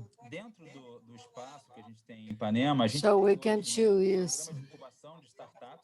Espaço de aceleração que and we can have the acceleration and co-working. And we have the startups, incubation, we have courses. And also you have an event area that is trying to feed the ecosystem. We have a theater, we have a space to organize courses, and it can congregate an innovation system that is close to us and to stimulate the ecosystem. Inside the program, incubation program, you have an evolution. Since 2018, we have the incubation. We had an incubation program since 2017, 2018, and it was based in the acceleration models, and many of them are independent, and they are based in the Y Combinator model. We would deliver workspaces to the startups and bring in mentorship and capacitation for the startups. And we had the benefit of partners and also a small investment of the startups. And this could be 10% of the investment. And we started to learn. Que pudessem se aproveitar das alavancas. And this was, we could use this. What was the leverage that we had? That we could use this and develop this in the client base, that you could really use this with the revenue of the startups. And then understanding that these were the leverage that we had. So we started to look for new startups and we started to put them together. We modified the program, having ready solutions. And then we understood that the investment was replaced for new results. They could generate revenues superior to a investment that we could make. And we created a model called revenue for equity. So we have revenue, and you can be partners of these companies in the future. And then we started to do these presentations, and once aligned with the challenges, they can grow with a superior advantage. So because of the time, I'll try to be quicker. And what I would like to tell you is that changing our focus to startups, mature. For example, it will make more sense to have the available leverage possibilities, and also changing the search focus. In the first moment, we could have interest areas that we're looking for in the market, and we had the challenge model. We as 8, we are trying to have opportunities to explore operational possibilities, and we'll try to find that startup that will address our needs. And every corporation, every company, when they try to relate itself with a startup, they can work in different ways. They have to understand their main goal. When you have a corporation, you can, maybe they can try to find a different partner or a different product or a financial return. So the Harvard Business Angels, when they did their survey, if you want to work in one segment or more, when a company, they decide to create their own actions, they have to perform a self-analysis in order to model the initiative, in order to address their goals. And when you think about how to leverage this, every company has to do this. Where are these? How can they leverage this? How can they implement this? They don't stop to do this. And this is very important. For example, you can do this in other ways. And for this, when you have new possibilities, and you have several different fronts, and you have a potential demand from your clients, and you have a market, and you have the flexibility, you have management support, channels, and this can be leveraged. And startups, sometimes they don't have the adequate channels, and they have operational synergies. And this is a very important work for the companies to relate themselves. And I would like to show you 3 examples that are working very well here in Brazil. And this is a startup called Next in Place. Oi launched very recently a marketplace called Oi Place. And this is a startup that we brought to the program. And it's helping us to launch this product. They have the knowledge, they have the speed, and we could manage to help them to generate the first business case, a relevant business case, and at the same time, we could do this quicker using not a traditional partner, but a new. And they are growing so fast because of our partnership. We can also have the equity that we used to have, and this is worth more than probably it will be relevant for our. Another example is Nearby. Nearby is a startup that started with our first program. They have a solution for the monitoring and protection, but with the pandemics, and this is the advantage that the corporation, that is the speed and how they could combat fight against COVID-19 and also implement interaction among collaborators. And they could reach this solution.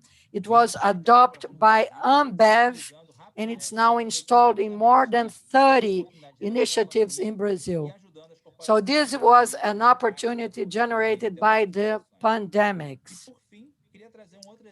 And finally, I would like to bring you a new startup, and this is a new solution, and this is a solution that we have in machine sales. The users, they can rent batteries in order to recharge their smartphones. It's like a power bank sharing. This is equivalent for power banks. And this is also a solution, has a feature with our mobile solution, because now we are selling a mobile experience, but they are using their expertise to improve their model, not depending on machine. You have an original model generating revenues, renting batteries, and now they have a model, they have media solutions, and they are creating a model that doesn't depend on machines. It depends on renting.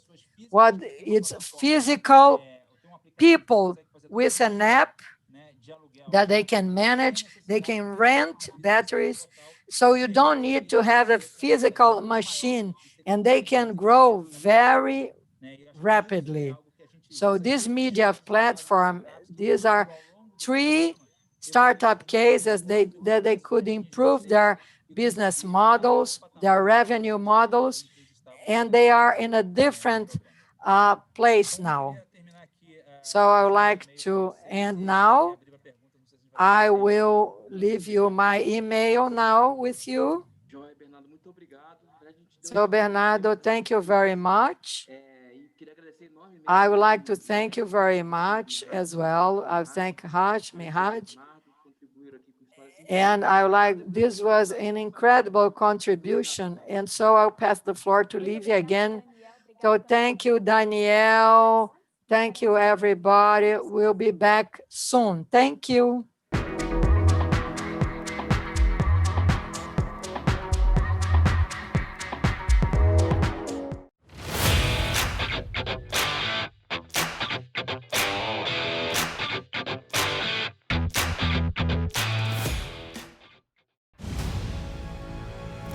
Uma viagem pelos mares, pelos campos, pelos palcos, pelas cozinhas, pela história. Todo esse conteúdo junto para você. O Globoplay evoluiu. Agora tem tudo que o Globoplay tem. Mais os melhores canais da TV por assinatura ao vivo. É programa e play que não acabam mais. Assine o Globoplay. Mais canais ao vivo.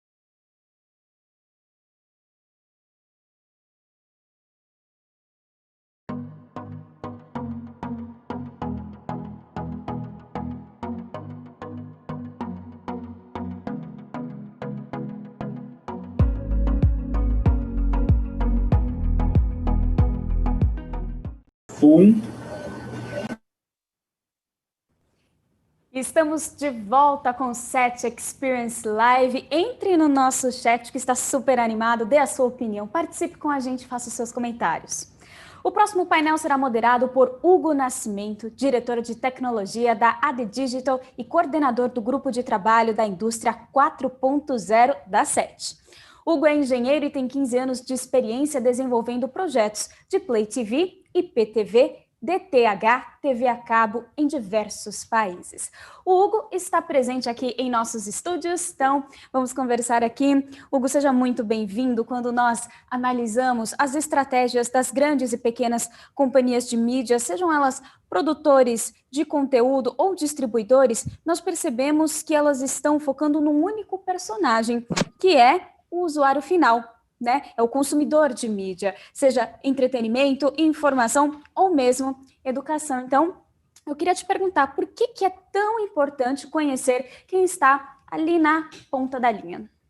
Pois é, Lívia, é uma ótima pergunta. É fundamental nos dias de hoje se conhecer o usuário final, né? No painel de ontem, por exemplo, um dos painéis foi uma das frases colocadas de forma muito feliz, foi que se o conteúdo é o rei, o anel do rei é a plataforma, né? É o que entrega, faz o delivery.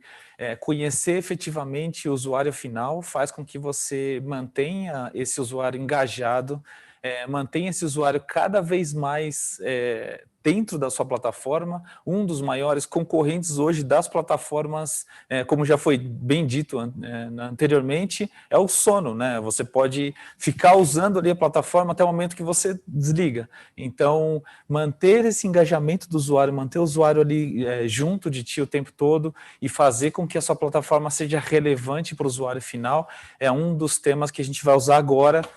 E trouxemos aqui para um bate-papo alguns especialistas de mercado que vão nos ajudar nesse bate-papo. Então, vamos lá, pessoal. Eu vou apresentar rapidamente os nossos participantes. A gente vai fazer um bate-papo. So we are doing this. We are not doing. Só conversou rapidamente ontem sobre como.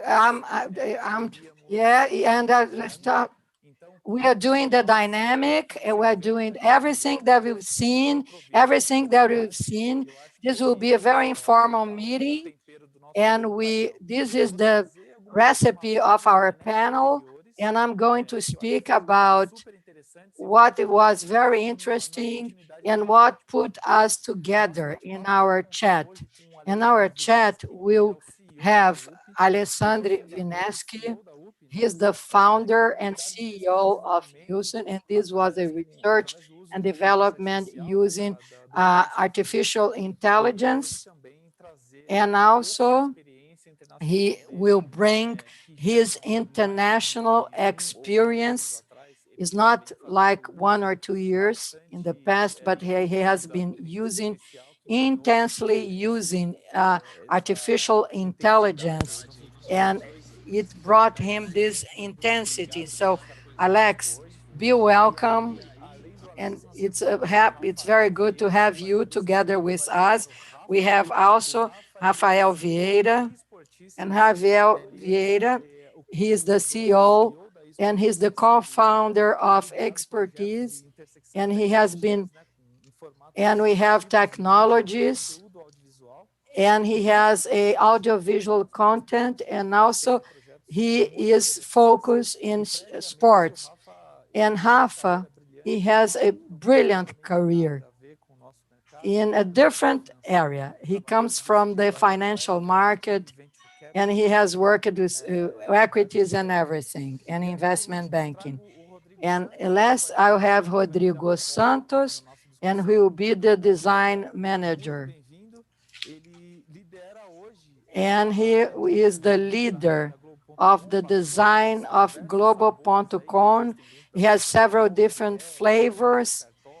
He has so many places that he works, and he's the leader of Globo, using multidisciplinary teams, and we are going to deal with this with different projects, organization processes, and also how we can millions of Brazilians, and we are doing this through the interface with the client using this since 2005, and he has the opportunity to work with the most talented in the group of global people.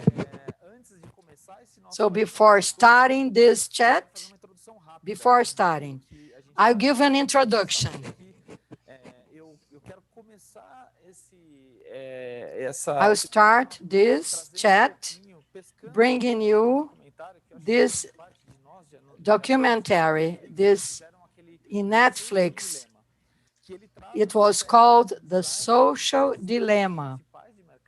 So we have the main techniques using this, collecting information with the main user, and the final user, apparently, it's the great platform users, but they are the information source for the companies to know how people react to the use of some technologies in order to do, for example, great data lakes and use this information to go on being relevant.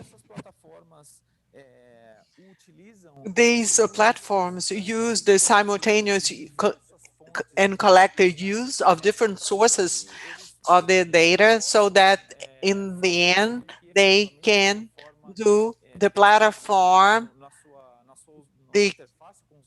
in its user interface closer to the end user to benefit and keep it engaged. And it's very interesting, last week in this community of AI was released what was developed, a neural network specific to create the understanding of sarcasm in different languages. And it is very interesting. One way of applying AI in media entertainment market is to do this analysis of feelings, if the person is happy or sad, and understand the context of certain dialogue, go through the shades of human psychology, and to do it in automatic way and super efficient without a human being part. It's very important. Some data that we saw in the previous panels that you were following along, you heard Luis Camargo from Google saying that advertisement should be near 60% of the income, of the source of income of the future media companies, and 25% of the overall data generated must be dedicated to our market. It's a lot of things, 1/4 of it. So within this landscape, I call to present his point of view is Roda. Please introduce yourself of what you do, how you apply data to improve the user experience at Global Group.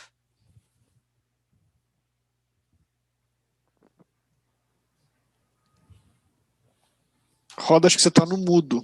Tá mudo, Roda. Não estamos Roda is muted. Okay.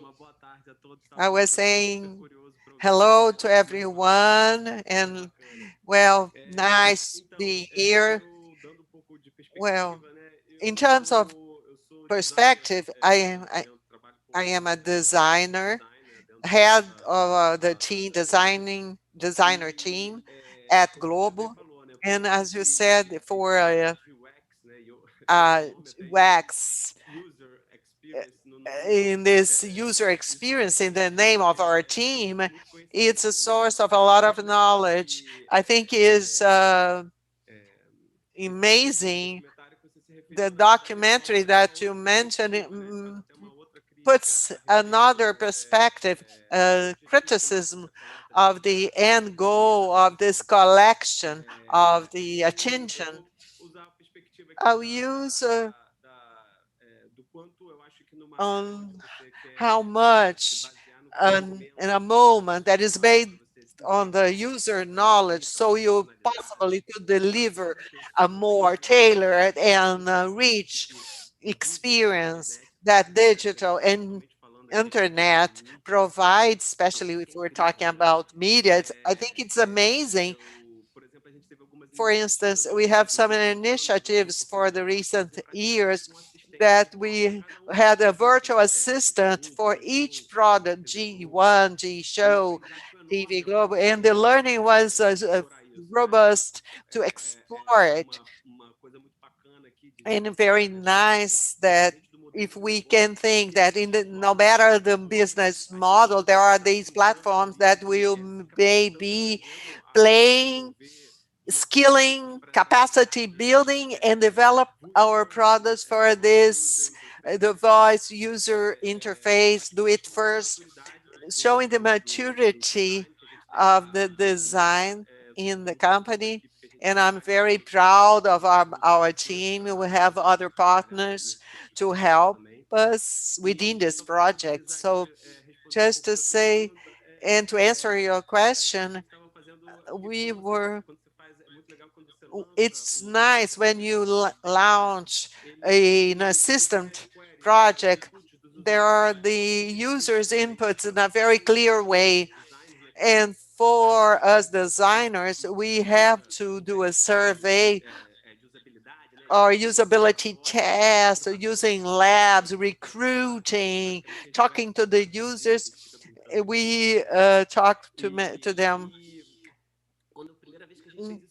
The first time was nice to see what the guy really said. Sometimes the person was frustrated, had bad words. So you can see the richness of the source of knowledge of this platform, the volume of data as well. It's not by chance that the voice interface is a matter that is dear to me, as is one of our projects. Next week, depending on master thesis on this team at PUC, there is an electronic art lab. We have a lot of curiosity to see this world, not as we look to technology. I think it's nice to have this another way of seeing this. And the topic of privacy is something very important to tackle.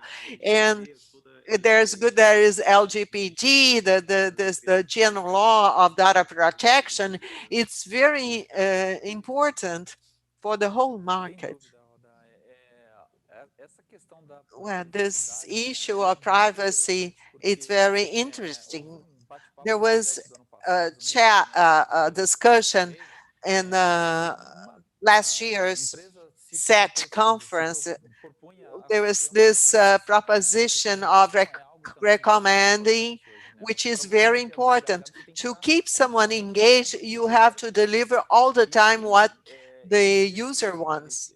And this person was saying that the product should deliver a recommendation like a friend was in a restaurant having a beer, saying you should watch that content because it really looks like something that you enjoy. And this friend knows about you for many years, has a lot of information, and for a platform platform like a friend must have a lot of information like a friend, and that's when the platform faces what you want to reach as a result. And also very important as well is what you said, this interaction with technology in a natural way with voice interface has been evolved throughout the years.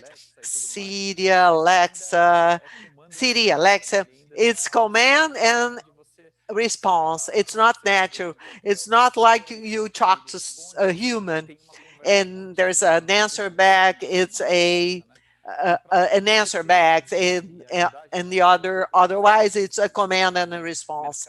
So in this market of voice using interface market, I do request Alex to talk about your opinion, how this is going on.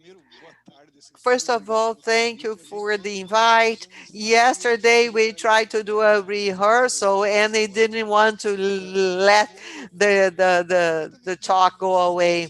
Well, you said that yesterday, why these platforms are not so natural, and to reach that dichotomy, to get data, to get you, and then to create loyalty, and then to make things that you enjoy, to recommend.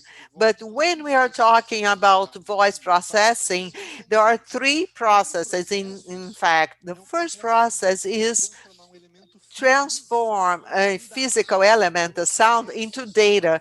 So there is the voice in an open environment. I have to transform this in a text to input in a second element, which is the cognitive core that they must understand the context, the text that you are saying, to generate a response, to transform a digital data into a physical element that is a voice going back, answering back. So this is a lot of processing to be natural. I have to avoid latency. So these three processes must take place in 2 or 3 seconds. Otherwise, taking longer will seem like a robot. And some years ago, I followed this market and we didn't have the capacity for processing like this, and we didn't have the capacity to manage the needed data centers to process the variations first of the human voice and then to be able to understand the context. And all of this has developed a lot. 3-4 years ago, those that were part of it know that to capture 60 to 70% of speech with a lot of quality involved in a study, in the gauging or calibration of the voice, and much more. And with everything done perfectly, I was still beyond, so beneath the goal. And randomly, I take 10% of the words. More or less, I could understand what was there.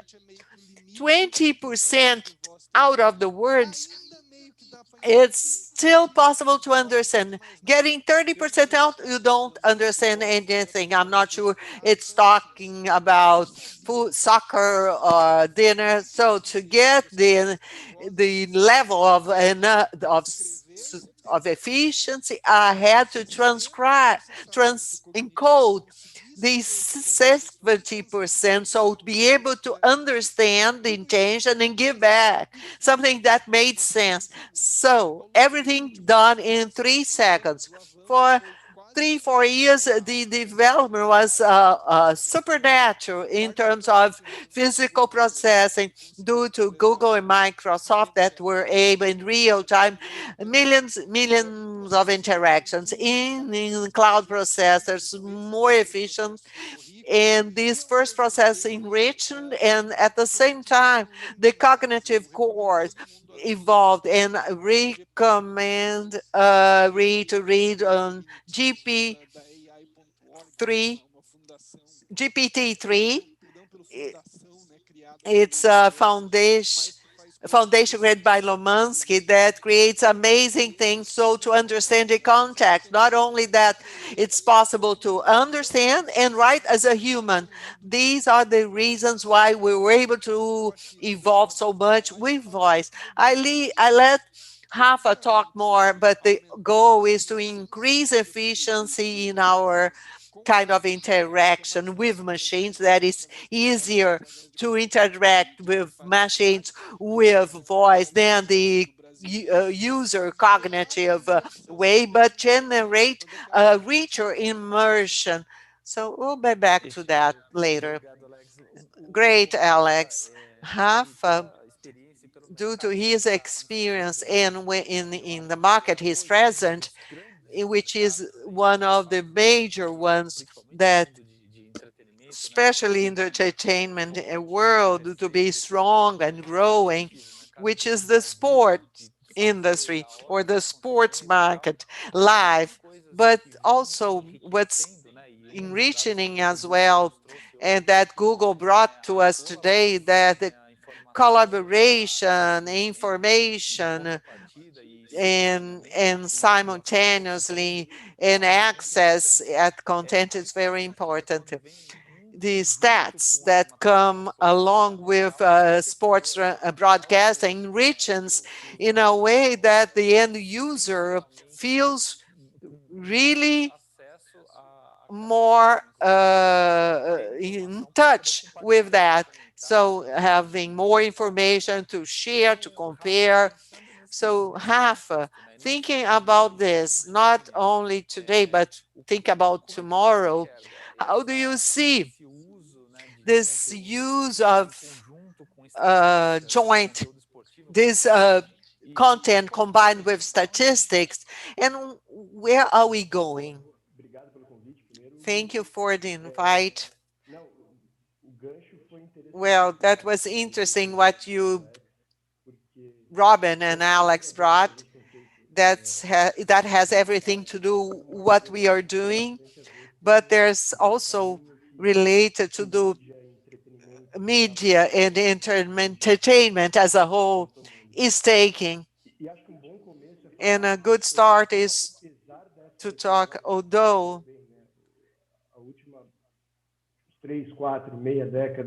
this half decades was really something, moments that enable us to reach what we have today and not possible some time ago, but it's still giving the first steps yet, because there's so much that to devote ourselves, but at the same time, and due to the infrastructure, because there are this situation of geography as well, but we still have a lot to grow. Processing, latency are some keywords in this front. And 5G has come to prove that some countries are some steps ahead, while others are still not there. So what we are discussing here today, they are really possible through the digital and social platforms, not only because bring this element of this experience, but for enabling through lots of trial and error in this group. There are a group of enthusiasts that really like to consume sports content, but there are some people that are more traditional. They are centered, they use a single screen only.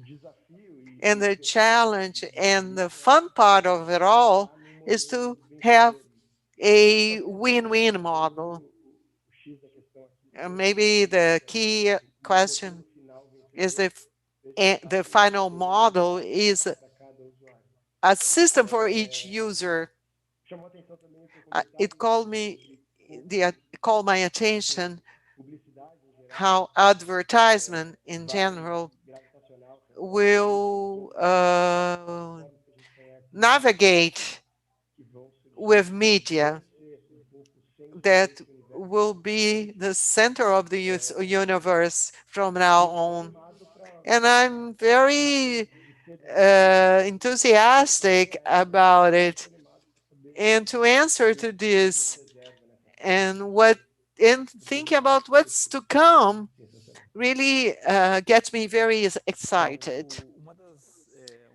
One of the ways to engage, and many people have mentioned this today and yesterday, this engaging the use of media content, not only in a programmed way, with this dynamic insertion based on the wishes of the user, but this collaborative use of the content. I had some not so good experiences, and I understand that in some way or another, the future is collaboration, to be able to decide and interact with the content. I'm not sure if we are there already. I would like to go back to Roda, not only for about this interaction and collaboration and what's being done to keep the users that are looking for content, but as well, not only for Roda, but for the other two, the use of bots, automated bots that are pushing. And this is being really in the core of our discussion. Is that really something that attracts the attention of the user, or more and more it's part of the platforms basically because all the rest of the market also uses it?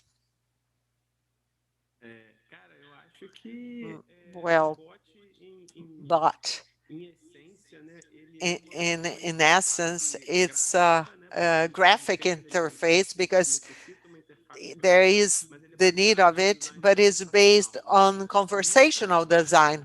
And that's the base to talk about voice as well. I think that it's possible to structure, if we're thinking about the consumer's journey, there are moments that it's very natural to solve a problem just by speaking.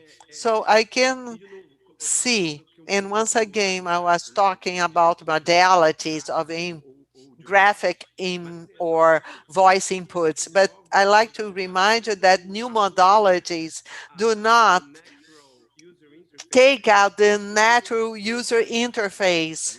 It didn't kill the graphic interface. Things happen at the same way. There are multi-models. They not cancel one another. And the bots, just recently, I need to deal with something like car rental. I talk to the bot and we solve the problem in seconds. And there is all the information about our conversation.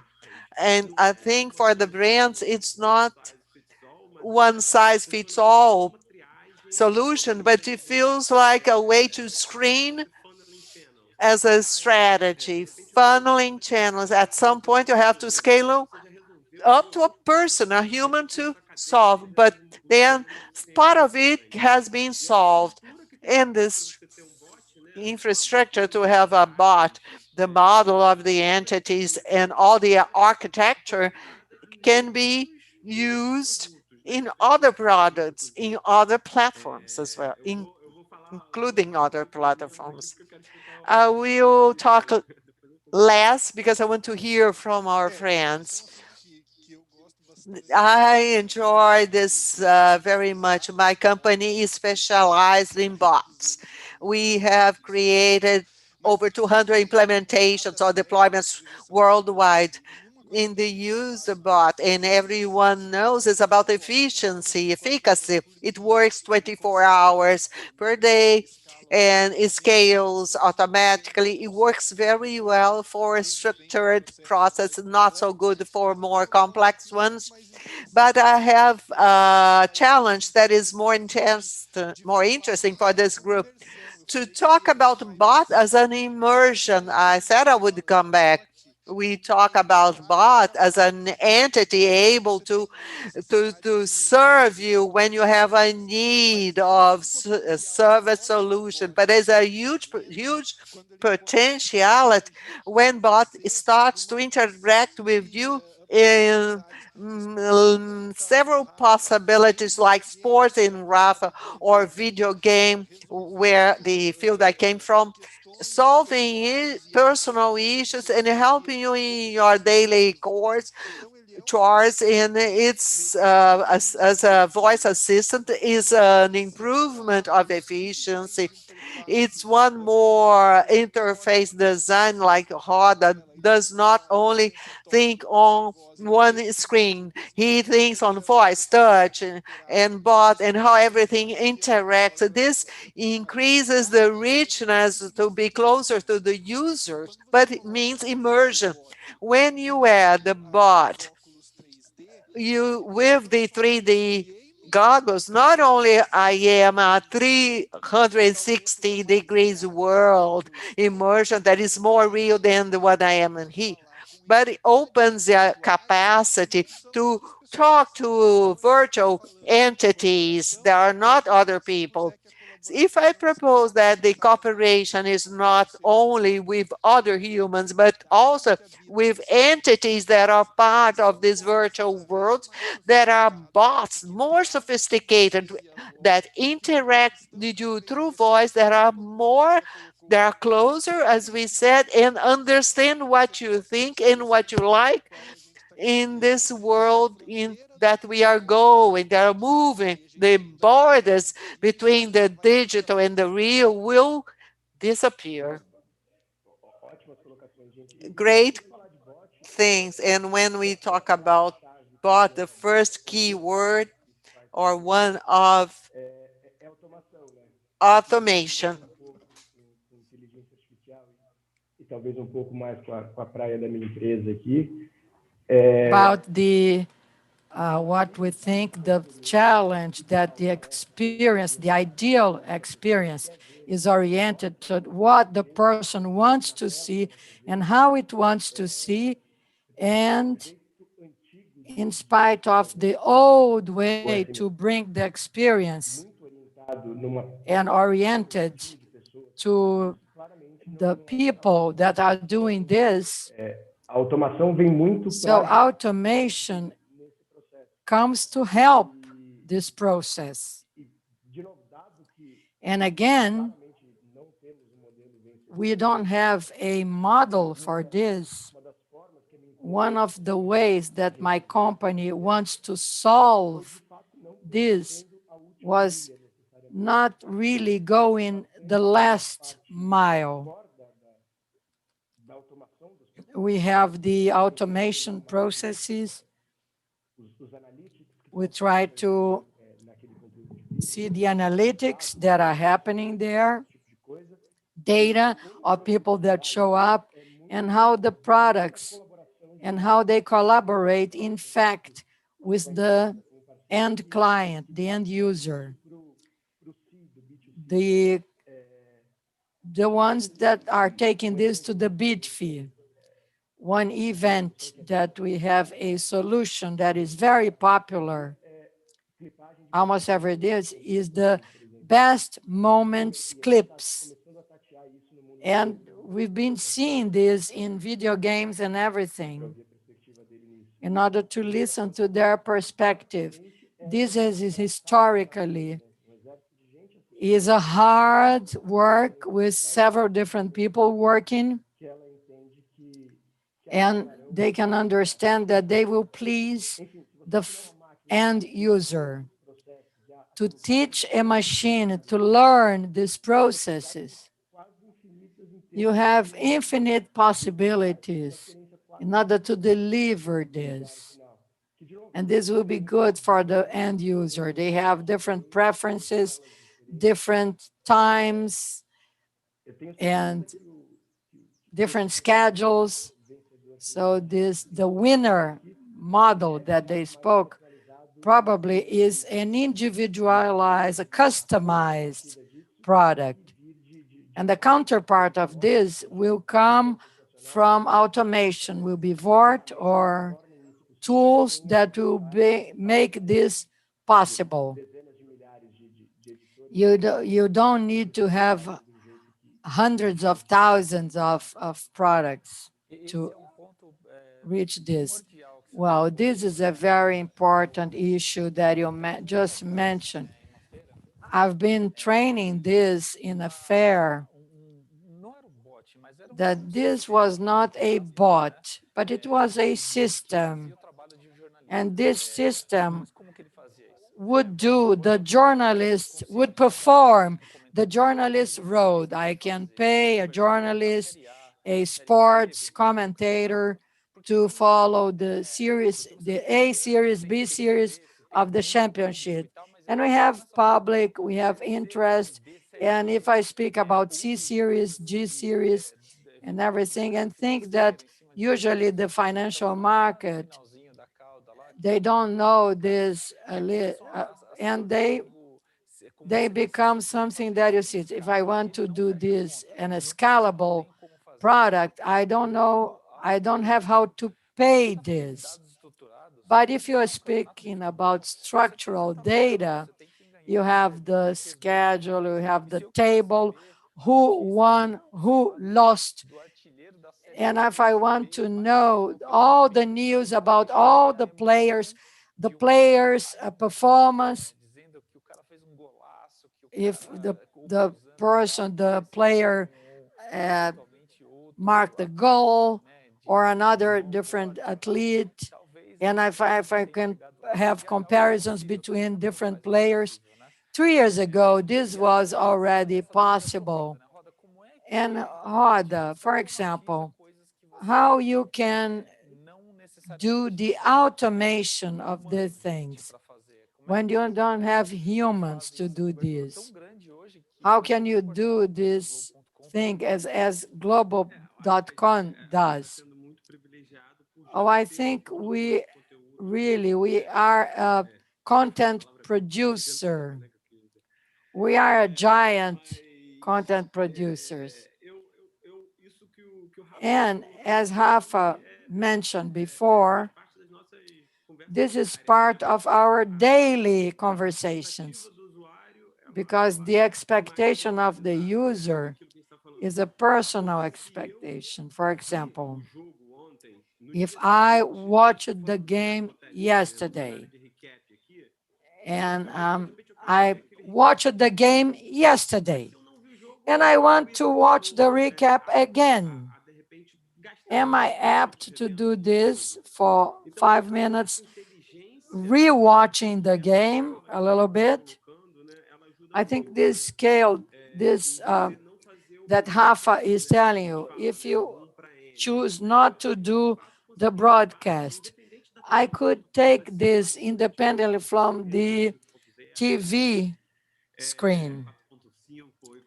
4.5, I'm not speaking about 5G, I'm speaking about 4.5G, for example. This expectation of customization, individualization, this is a gain of scale, and this is a very intelligent report, a content report. And I usually play with the idea that we have a voice content, we have audio content. We've been doing radio for many, many years, and radio has a linear vision. We have podcast programs as well. And when Globo starts to speak about podcasts, what is a podcast in Brazil? This keyword, when you start to speak about podcasts, for example, in Brazil, because we have a bonus, we are a content producer, and we are creating content, and we win.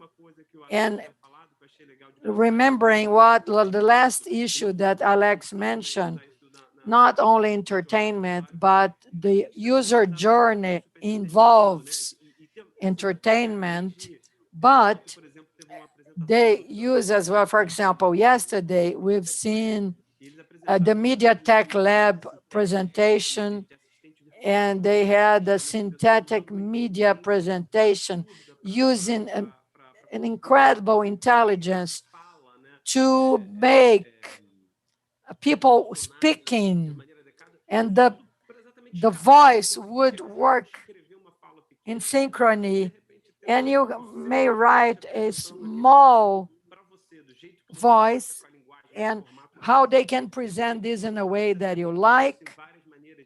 But there are several different ways to present a content. So it's good to use these apparatus to tell stories. So I'm trying to put everything together. how to tell a story. Well, we could go on for the next 2 hours talking about this wonderful subject, but let's try to summarize in the next 3-4 minutes. How can you summarize? We have several different themes that we could speak about: recommendation, humanized interaction, technology interaction, and how we can change the consumption, how the platforms, how do they deliver the content, and how can be directed or adapt to the change of consumption. And the consumption should be an ongoing consumption. And there is, again, a large volume of conversations in this low-code or no-code movement. And we have a huge quantity of codes to be delivered in order to make things work, to be intelligent, sufficiently intelligent. So this low-code movement is large in the world. So I'd like to know your opinion. And after your opinions, we will go to the wrap-up session. I'll try to summarize this. Speaking about, we spoke about new possibilities, and we know that we have many industries. And the media industry, they suffered a lot with new technologies.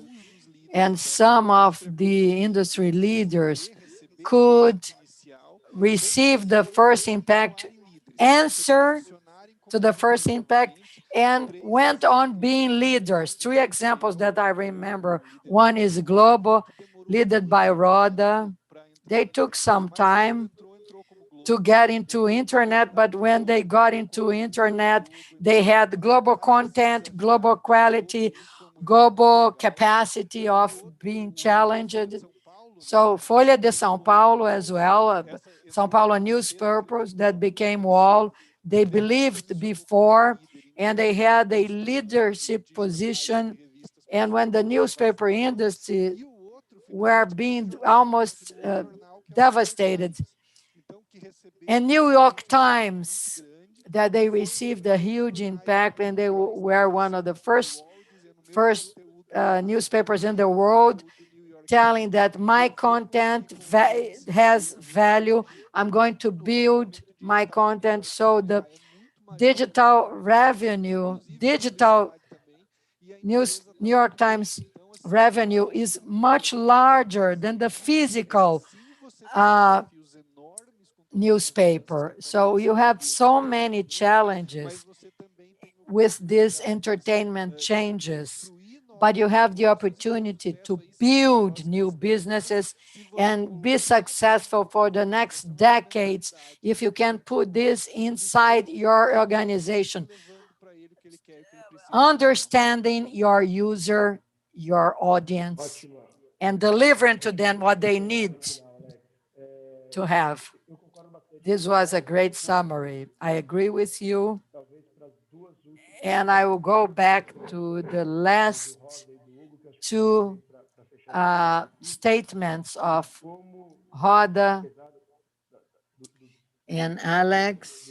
So in spite of the buzzwords that we've been hearing all over the time, the essence doesn't change a lot.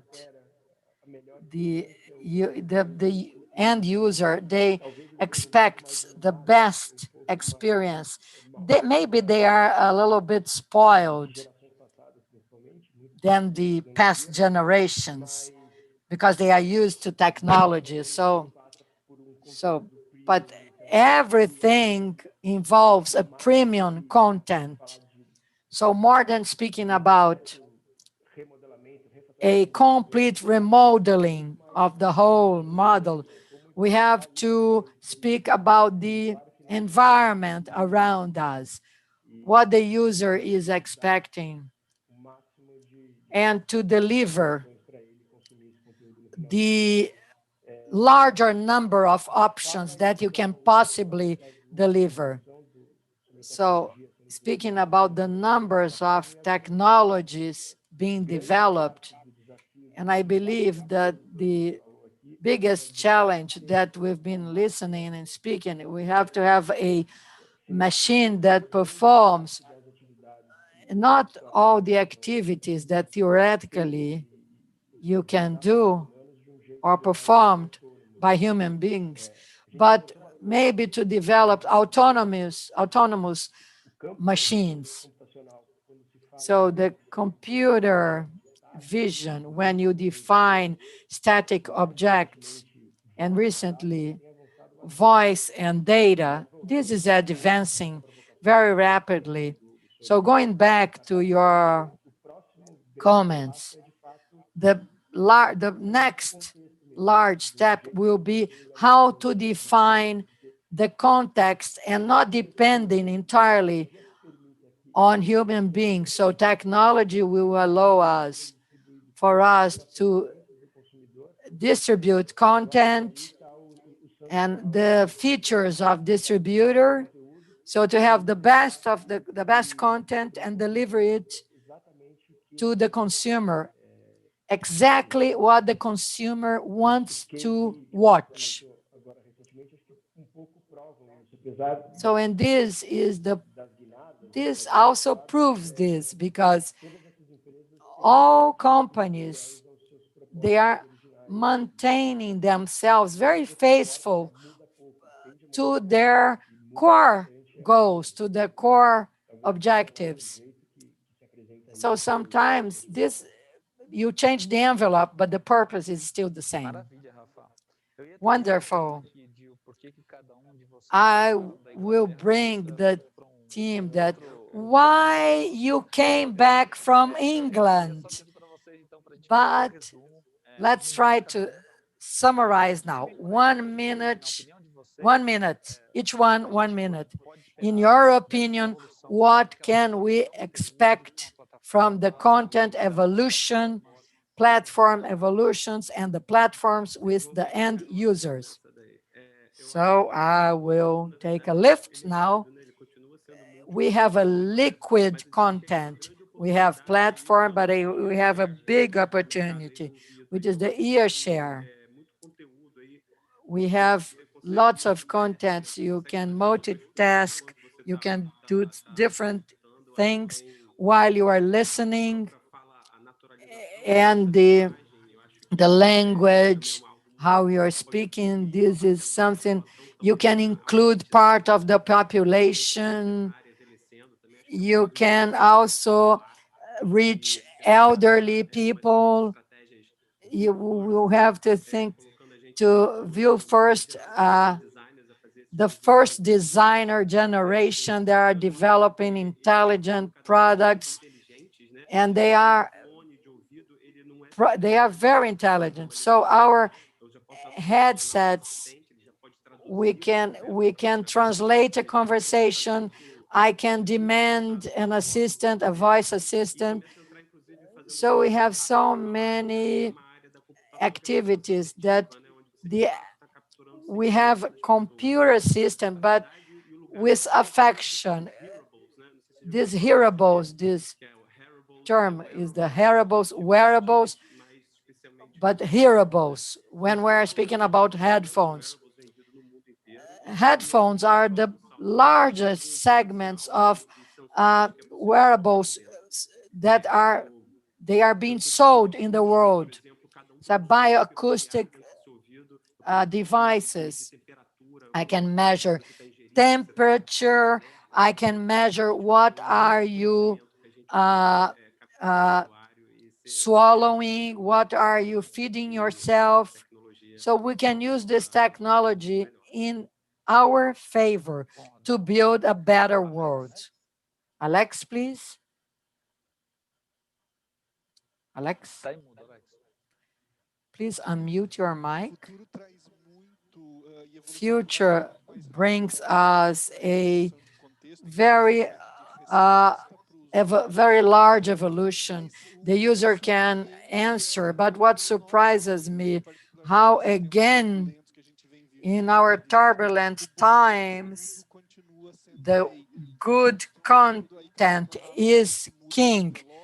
Rafa told us that the envelope changes, but the good content, good journalism, good story, a good publisher, they are exceptionally important. The good director, the good script writer. So we have so much offer, but the good content is, again, the king. It's always the king. Rafa, 30 seconds now. Well, we spoke so much about the experience and the content production and how can we do this with these new technologies, how we can do this. And we have so many lives and thinking not only about my world, but thinking about technology, speaking about making available this using the democracy to have different contents. We have so many different contents. I'm very excited to see what is coming in the future, all of us. So it was an honor and a pleasure to share this panel with you. This was a super interesting chat. So now our time is over.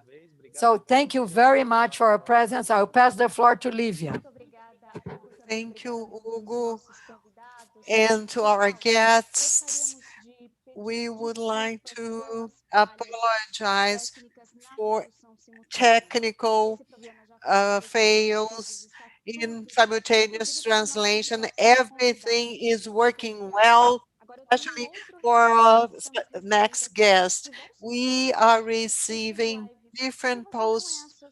If you're not a member of SET B1 to ensure content and your kit up to December 4th, you can be a member of SET and post with the following hashtags: SET Experience, hashtag SET, and hashtag SET Live. We'll be back soon. We have a very special guest.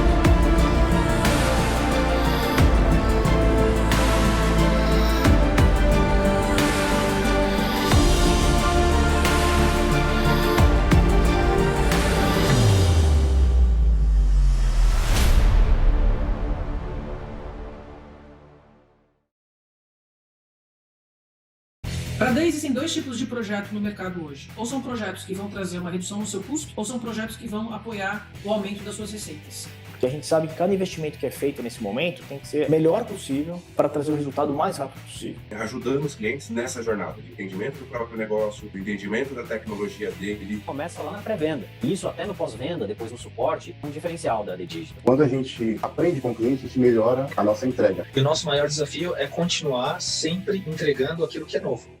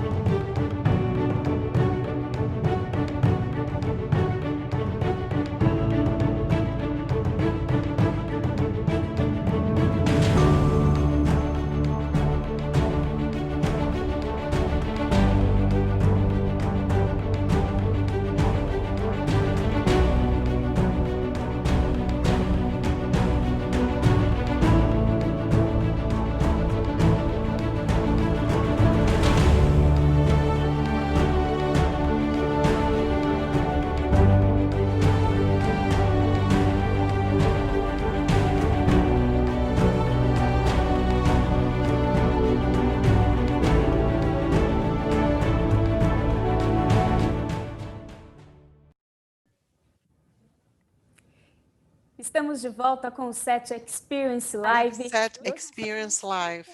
And we have a special guest for our keynote presentation, and Daniel will introduce him. Well, thank you. This has been a fantastic day. And for our last presentation, I would like to invite Professor Flávio Pfefferman. He is Brazilian and he is assistant professor at Berkeley University, and also a source of talents that feed technology ecosystem. And he's going to share with us about innovation ecosystem of the Silicon Valley about Brazil's situation and the lean startup of Berkeley, that is a technology for startups and mature companies. So welcome to Set Experience. Can you hear me well? Good, nice. It's a great pleasure to participate in this event. I know Daniel for some years. We also hosted TV Globo in some occasions and also visited TV Globo with my students, acknowledge the company's innovation work, and I'll give a start to my presentation.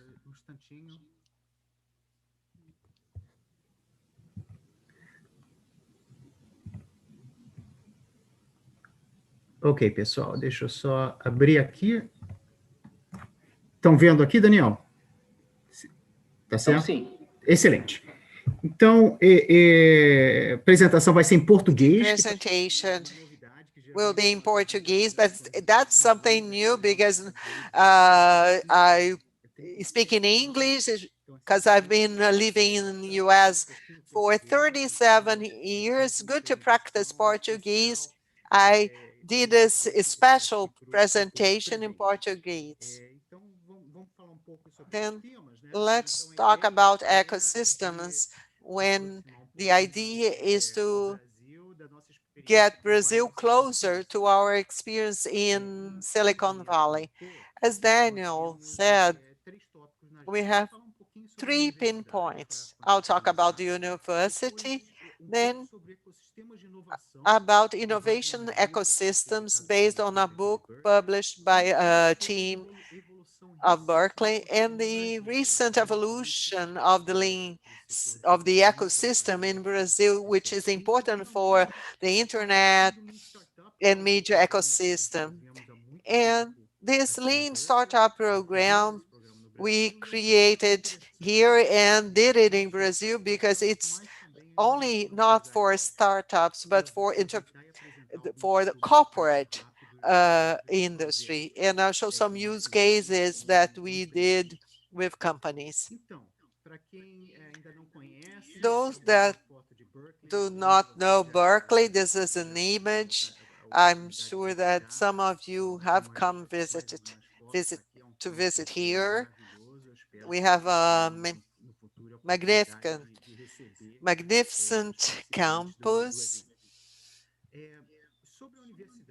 About the university, it's a public university that runs very well. It's #1 in public university, 4th in the overall world university ranking based on US News and World Report 2020. We are leading in graduation and research programs with many Nobel awards, including Jennifer Rubel, and the great advantage of having being a Nobel winner recipient gets a special parking place the campus, which is worthwhile mentioning. So we are in this ecosystem, which is the greatest one in the world in terms of technology. We interact a lot. We have this collaboration with companies. We have the former students that work in venture capital or founders of companies. So we keep these ties very close with the ecosystem. So within the campus, we have some different innovation centers. We have the business school has, and also we have also programs of innovation, entrepreneurship, and engineering, and we have the Skydeck Accelerator. But if you observe, there is some innovation course or program in all fields. Even the history department will have something in innovation, literature as well. Anyway, playing along, but this is true because it's part of our culture, of our mindsets, part of the whole university, not only in business, engineering, science, and so on. Well, talking about Haas School of Business, where I teach, we are placed in the 7th position by the Economist 2019. We really focus in entrepreneurship, technology, and innovation, renowned competition in new business, in social business, and launch. And it's a place of creation of the methodology Lean Startup that I'll mention along. These are some of our programs of undergrad program, master's degree, post-graduation, master's in financial engineering, PhD, and also Berkeley Executive Education, short terms, and tailored programs on innovation for companies. There are the different ways to engage with the university. About myself, I teach for over 10 years, really 15 years. I have some different courses on business on emerging markets, international business development, business in Brazil, lean startup, some publications, a book on sectors of innovation. It was published by a Berkeley professor, and a book on broadband in Brazil that created an impact. Other activities highlighting my involvement in Lean Startup Program Brazil. It was an honor to receive an award on teaching in 2014, Teaching Excellence Award, and I have been living for a lot of time, so I did my master's and doctorate degree here. So from where does these innovative ideas come? Well, we have this study from IBM. Major part of them come from the employees of the company. We have to involve them in this process of innovation.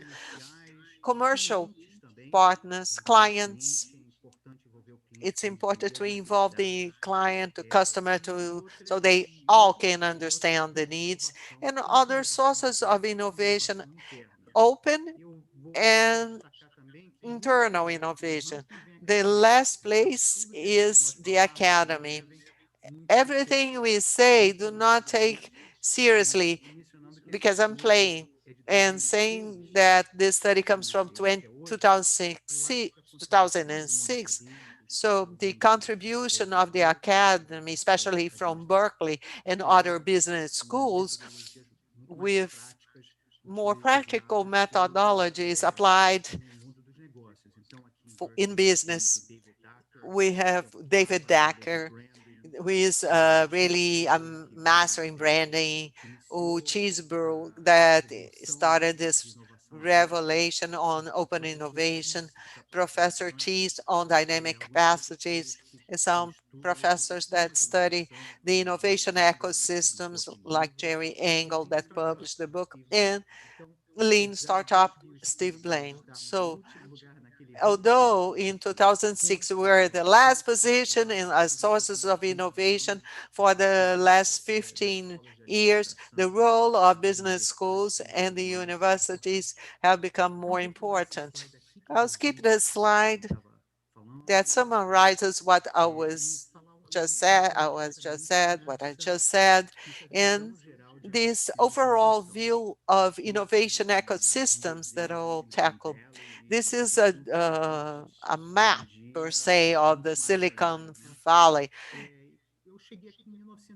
I got here in 1984, so since then up to today, I have been seeing many changes in the Silicon Valley, many changes. I got here in the launching of Mac. It was really a great revolution at that time. I'm not sure if you remember, at that time, the innovation model was a turn for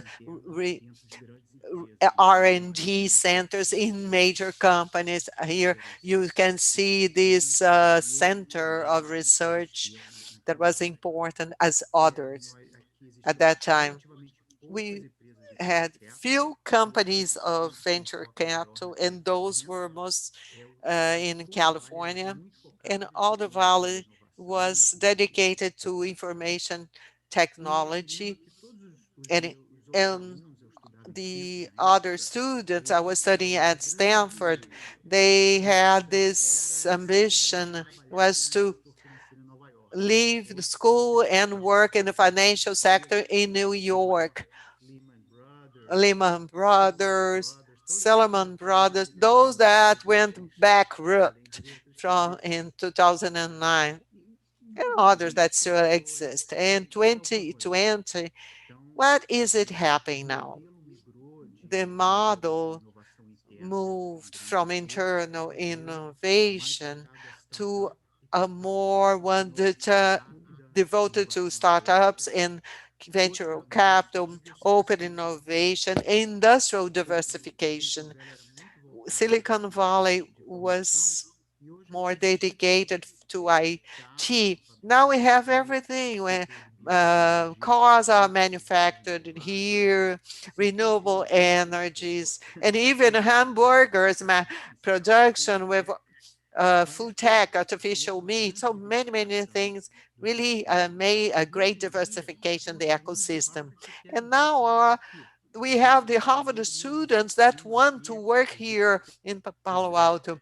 I have this neighbor of mine that came from Harvard to live here. And also this internationalization part of the venture capital companies have a global or a more broader view of Brazil, and the companies are searching to be involved with Silicon Valley. We have Brazilian companies, Star, and others. All this experience on Silicon Valley is in this book, Global Clusters in Innovation, published in 2005, which I contributed with one chapter. And Jerome wants to explain the rationale of evolutions of it all. There was a formal rationale of clusters, like Professor Michael from Harvard, that said that these areas of innovation and growth were specialized in specific industries. This is a conventional or traditional view, like furniture, rug, golf equipment. That was the rationale at that time.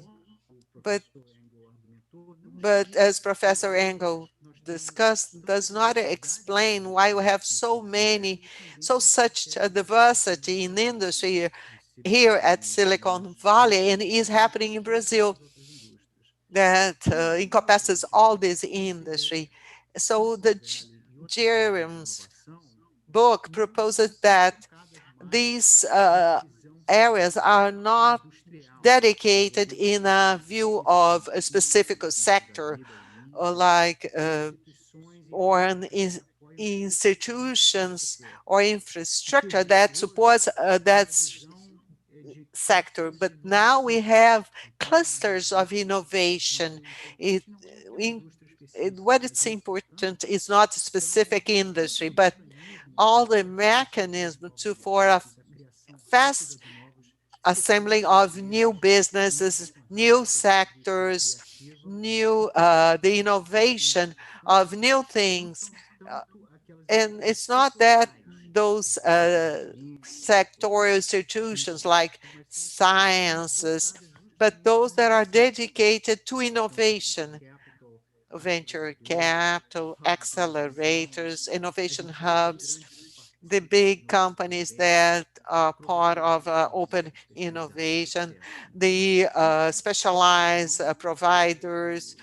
This is the view of Jerome Engel that was proposed in the book on innovation clusters. And we are updating this book that was launched in 2005, and in the beginning of 2021, we'll be updating it. That we are doing. These are some features processos ou culturais dessas novas áreas de inovação.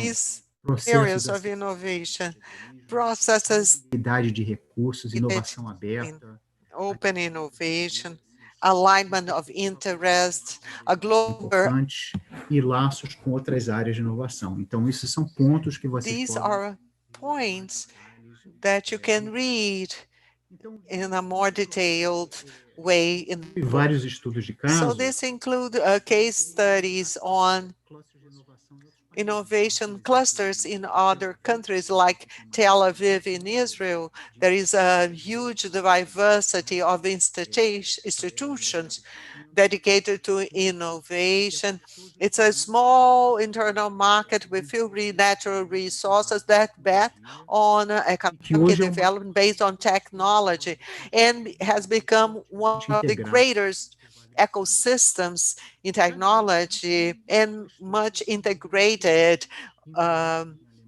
beyond the Silicon Valley. Also in Germany, in Munich, we have this case study where the innovation is based on the major companies of the area, but they had a problem that although innovation of the company, there was no good generation. Então era problema para a inovação futura. For future innovation. So the answer back was to create centers of entrepreneurship in the major universities or in the universities.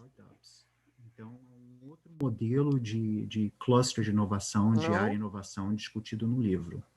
E o livro também inclui capítulo sobre o Porto Digital em Recife, que eu escrevi também falando. And also I talked about this specific contest. So we mentioned these sectors of innovations that are more and more important.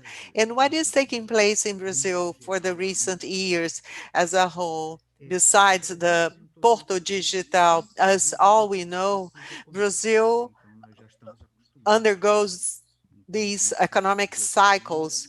There are euphoric moments like 2009 that were the cover of The Economist, then crisis that started in 2014, 2013 is still up to now, and moments of hope, cycles of hope for new moments of economic growth and prosperity, maybe soon will go back to a more thriving moment. Although these ups and downs, the innovation ecosystem in Brazil has grown very fast. And this shows, this is slide from Red Point Events, which is a venture capital from Brazil, showing this, what existed in 2005, almost nothing. Now 2010, showing this evolution of the ecosystem, of communities and some accelerators, more venture capital companies. Now 2015, a more dense ecosystem. In 2015, this special event showing a new stage of the ecosystem, the launching of Cubo. Here is one photo of myself and my students from Berkeley soon after the inauguration of this space, and as well as other programs that followed along. And it's written here, please don't feed the unicorn. That was in 2005, was very optimistic to state there. But now in Brazil, we have many successful companies, 11 unicorns, according to the Adventure Capital Association of Latin America. So we had major changes for the recent 3 years in the scale, the experience and professionalism of this sector. A number of successful startups, unicorns, and more capital in all stages of investments, new angel investors, companies, venture capital companies are national, international, really a change in this ecosystem. And this graph that I created for this new chapter, during the economic expansion in Brazil from 2002 to 2011-12, you see the bars of the economic growth, and the blue lines, the volume of the business in venture capital. As we started, it was really a small amount of movement of startups, technology, in venture capital. And then there was this explosion during the critic moment. You see the bars were decreasing, but there's this triggering of the ecosystem based in many indicators, really number of business that came through. But this goes on, although there is the pandemic. There was a few changes in terms of business volumes in startups. So although there is the pandemic, this still goes on. Although all the hurdles of the 5 last years. So why is this goes on?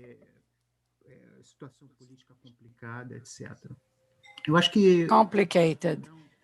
I think I will speak about 3 key factors for the takeoff.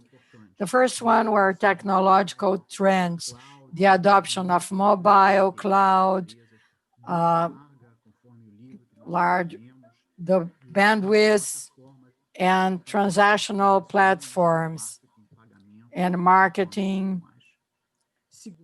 And the second is as important as the evolution of financial institutions, the great quantity of accelerators, very well administered, very well managed, and large companies. We have Daniel Monteiro from Globo, that he knows a lot. Globo has also an investment fund. And the third factor is a cultural change. Several kinds of cultural change.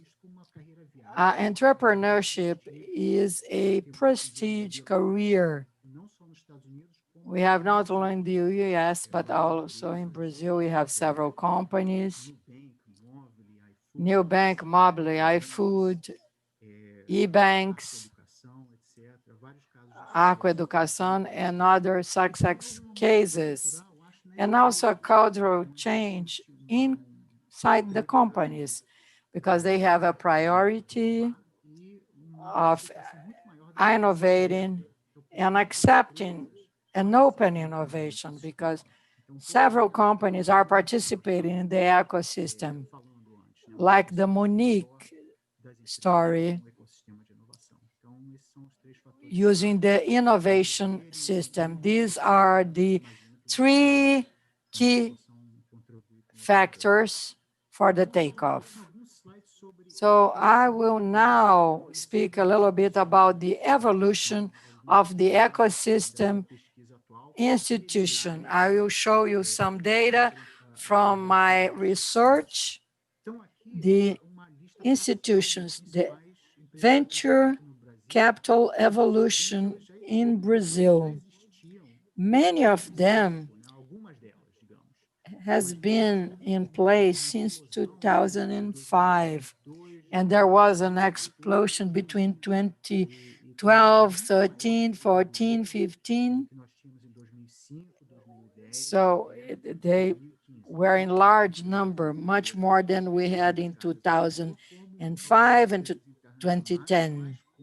So we have some Brazilian companies, some international companies, and this was an evolution.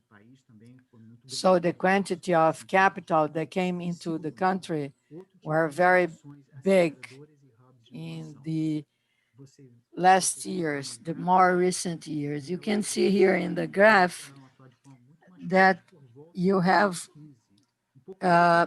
some strong performance after 2015. We have accelerators and spaces. We have a larger number of accelerators and innovation space. We have ACE, WIRE, and several different others, and others that are very recent. And also corporate accelerators like Neoacelera, Daniel Química, and the Porto Seguro Accelerator, and others. And the WIRE, it's an accelerator from Telefónica. So this is the second pillar of the accelerators. And this virtual capital came in a little bit before in Brazil than the accelerators and others, because there were people running and looking for good companies and good startups to invest. And so there is a balance between capital and companies, professional companies with potential. And this is very good for the ecosystem. And the third pillar, which is very important, is the participation of large companies. And you can see that this is even more recent. So the large company was the Intel Venture, that they had an investment fund from Intel. This is a partial list.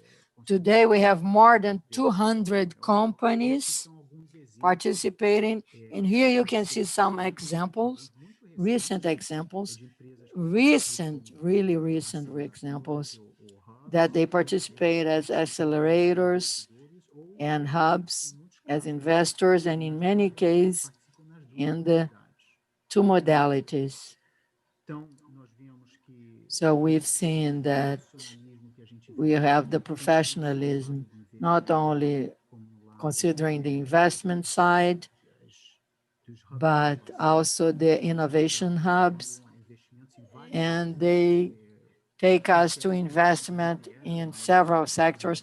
We have many fintechs. Fintechs are the leaders right now, and they are concentrated in São Paulo, especially in São Paulo, in the southeast and the south part of Brazil. 94% of the investment happens in the southeast and the south of Brazil, especially in São Paulo. São Paulo is the main hub of a regional technology and innovation hub. So we have the important contribution from Belo Horizonte, Rio de Janeiro, Florianópolis, Porto Alegre, but the majority of activities, they are happening in São Paulo. If you can check again the venture capital, the yellow ones, they are located in São Paulo. And innovation hubs and accelerator hubs are also located in São Paulo. So you see many institutions located in São Paulo. I'm still elaborating a map, and you can see this density, amazing density of institutions from innovation ecosystem. And they are recent companies, not only in São Paulo, but in a specific area. It's the southeast part of São Paulo, around Vila Olímpia, Brooklyn, Jardins, and around Avenida Paulista. So this map, ecosystem map, it's very similar to the ones we've seen in Israel. It's amazing, the evolution. So the last topic I would like to mention, in the SAS box is the role of a lean startup in an ecosystem. A lean startup, it has different roles. It accelerates the formation of startups, and it helps the balance between the investors and entrepreneurs. So for the investors, it's important to have a large number of well-structured companies and scalable companies. So this will be accelerated by this lean startup. And also it contributes to the ecosystem because it accelerates the corporate innovation. And in our program, especially, we have the international vision. And this is important for the ecosystem. I would go on. And the lean startup started in Berkeley with Professor Steve Blaine. And it was really a revolution in Berkeley because we were teaching entrepreneurship with business plans, statistics, and traditional methods. But we've been changing for the lean startup. And the lean startup, it has been used in several internal programs. We have the business school program, and it has been occurring for the last few years. In 2017, that 19 startups that were the finalists in the program, they were able to collect more than $15 million. And they started with this methodology. And we took this program to several other countries, including Brazil, but we did a program called Innovate for Digital India. And so we went to China, Mexico, Uruguay. And we've used Lean Startup to innovation company programs, corporate programs, with internal teams like our work with Bosch, Caterpillar, HP, and other programs like the Intel program. So this was an open innovation because Intel brought startups, external startups using Intel technology with products that these startups were elaborating, including wearables. And as we have a media TV audience here, participants here, it's good to mention this Intel program because this was broadcasted in a program called America's Greatest Makers from the producers of the Shark Tank, Survivor, and The Voice. They were the same producers. So this was an amazing experience from Berkeley. So this is an open innovation model. We have a more recent example from Bosch. And this is a very interesting program. It's a global, it was initiated in Berkeley, but the Hypershift advisory group from Professor André Marquis. And the Bosch program, they use the same concept we use for startups, the same accelerated process, and the concept that it's important to begin with several different ideas, and after we can filter the ideas through different phases, and at the end we have the best economical potential for the ideas. So we don't know which ones of the teams will be well succeeded. So is the process that will select the promising teams. I don't tell you, no, this is not going to work or this is great, because probably I'll be wrong. It's very difficult to forecast because it depends on the acceptance of the idea, the participants, so the process will filter them. So the validation process is performed during several different phases. So is the consumer segment is correctly prioritized? And what about the must-haves validation, for example?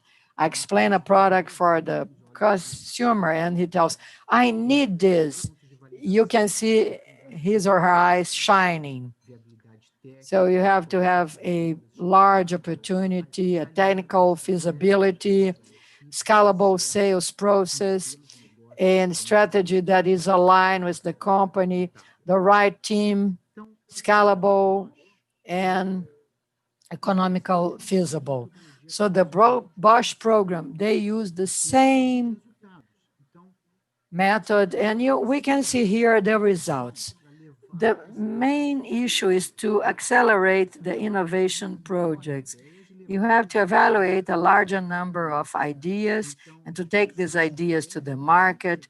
So they were at first 10 ideas, and they had more than 20,000 interviews.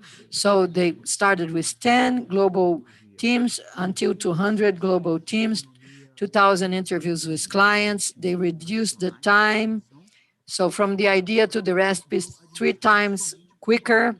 And they had the efficiency gains, economy of 110 million euros versus traditional approaches of the development of new products. And also they have a global program managed by only 4 people, and the transformation of the culture of the company innovation. It's a fail fast. So 60 to 70% of the teams, they decide to leave because they can understand their idea didn't have traction, enough traction to go on. So 90% of the participants, they recommended the technology. So these are concrete results that we've seen in our academic programs, student startups, and also companies programs. And Professor Marquis, he is the consultant for this. He has a technological structure. He follows up the teams, the softwares to follow up, to adjust the program and the process inside the companies. So going back to Brazil, with this experience with the companies and experience startups in Brazil and in the US. So we launched this Lean Startup Program from Berkeley in Brazil to train the teams and also to really put the seed here in Brazil for this experience to be replicated. This is our program in Florianópolis, together with the State University of Santa Catarina, the administration school over there. We had crowded classrooms. We had big companies participating with innovation teams that were prospecting new businesses, new areas, new softwares, new fields. So we had also mentors, 5 teachers, and they are replicating the program. And I received a message from Professor Reinaldo, and he told me, the program had a gigantic impact. Our administration graduation course was completely restructured, and the 2 last years are really studying the lean startup and the structure of new businesses with the using Berkeley's methodology, which is in the heart of the whole process. So this was a very, very good message I received today. We have the sponsorship and the support of several institutions like IEP, UDESC, ESAG, CERTI Foundation, ACATI, SoftPlan, the US Department of State, and the second program in Rio de Janeiro with the Federal University of Rio de Janeiro. We had 20 startups, 20 mentors, and 10 teachers that are replicating the program. We have the media program. And so now the last slide is the conclusion and the next steps. So the conclusion now is that the ecosystem in Brazil had a very quick evolution, and it's important to think about the strategy of your company, of the involvement of your company in the ecosystem. And number 2 is the startup is a process that accelerates innovation, how they can help your company with an internal innovation team or maybe an open team with external partners and others. And in the third step, we'll receive in Berkeley, we have MBAs and other academic programs. And customized, tailored programs for companies. In a 4th next step, that we are getting close to Christmas, Hanukkah. So remember to purchase the gifts for a family, and I suggest these books are great Christmas and Hanukkah presents available at Amazon, Broadband in Brazil, Banda Larga, and we'll launch a new edition of Global Clusters next year, and we hope to tell more interesting stories about ecosystems. And this chapter on Brazil, as we have presented here, some preliminary data. Here, my contact, my email, can send me a message. At Google, you can look for Berkeley Executive Education for short-term executive programs and tailored programs for companies. We have this project. And the hypershift systems that André Marquis is exceptional. He is He works in Berkeley, and he has this consultancy company called Hypershift. I'm not sure if we have enough time, but I hope that you felt that was interesting time, and I think we have time for some questions. Well, I can say here the time you should need me here, but you decide.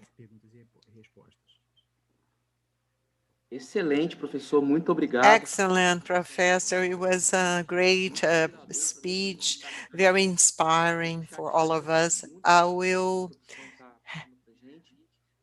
getting the first question from Record TV, Sérgio Santoro. If the majority of innovations come from the employee, how should be environment of the companies to take into account the generate the ideas? This is a study from 2006. The first step is to validate that if this relationship is still existing, is still present, as the number one step was the employees. But I think employees are a very important source for innovation for companies. I remember a CEO, Procter & Gamble's CEO speech saying that one of great innovation for hygiene product, a shampoo, came from the accountability department or the accountant department. So it's important to involve the employees that many times they're in touch with the clients and understand everything, know well the products, and has this motivation that the company should be very successful. And there are many methodologies to involve the employees. There is a single best method. There are, like Itaú applied, we had many meetings with the innovation team from Itaú.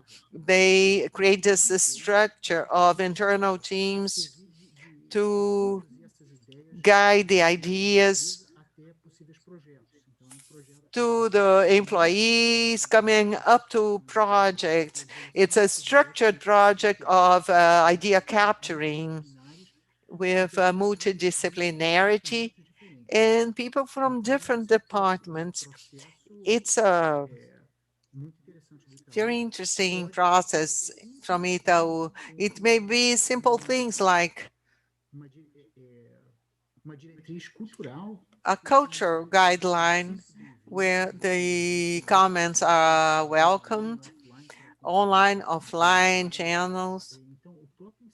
So this motivation, incentive to contribute, it's a part of the culture, and it is important, and the means can be different, like that box of suggestions, part of the past. Now you can have it virtually or on an online forum. There are many tools like Slack that can be applied to capture the input, the understanding, the ideas from the employees, the collaborators. So there is this understanding that the input, the contribution of the employees are important. So we should look for the proper mechanisms to capture them, not only from the employees, like the initial slide, that from clients, partners, from the universities, research centers. Another example comes from Natura, that received contributions from the employees, but also looks for ideas outside the company. We've open innovation with from the universities and other partners. So it's the like internal, external contributions. And it's important not to lose all of it, either from internal implementation or external ones? I hope I have answered your question. Daniel. Aqui pelo 4G. Daniel, I'm replacing Daniel. There's another question here standing out about the relationship between innovation demand and economic crisis. And we can use the graphic that you showed, the graphs. Is there the being more creative when it's critic? There's a loss in the revenues, do more with less, or there isn't this relationship? And that's the question. That's a good question. It's a little bit philosophical, but it's interesting. Well, going back one step, there was a growth of the ecosystem, although there is the economic crisis, and this growth took place due to the development of financial capital institutions, but as well as the companies that need more tools to become more productive. Now it's easier to pay online. It's easier to put it digital, all the processes with clients and put the sales force in it. And there is this venture capital in company to use technology to increase the efficiency in small and medium-sized businesses. On one side, you can see the evolution in technology sector is looking for solutions for these problems that we always had in Brazil: low scalability, lack of efficiency. There are some companies very well managed and others without having the resources to have a good management. And so we need all the different departments, the part of the payments, human resources. So in a moment of crisis, it's important to look for, though it's hard to invest, but to look for new technologies and small investments where you can have a better, greater gain in productivity. So, Professor, I'd like to congratulate for your presentation, for this study. It was very interesting. And there is this thing that imagining small or medium-sized companies that are already stabilized and are not startups anymore and want to create this mindset of lean startup in them.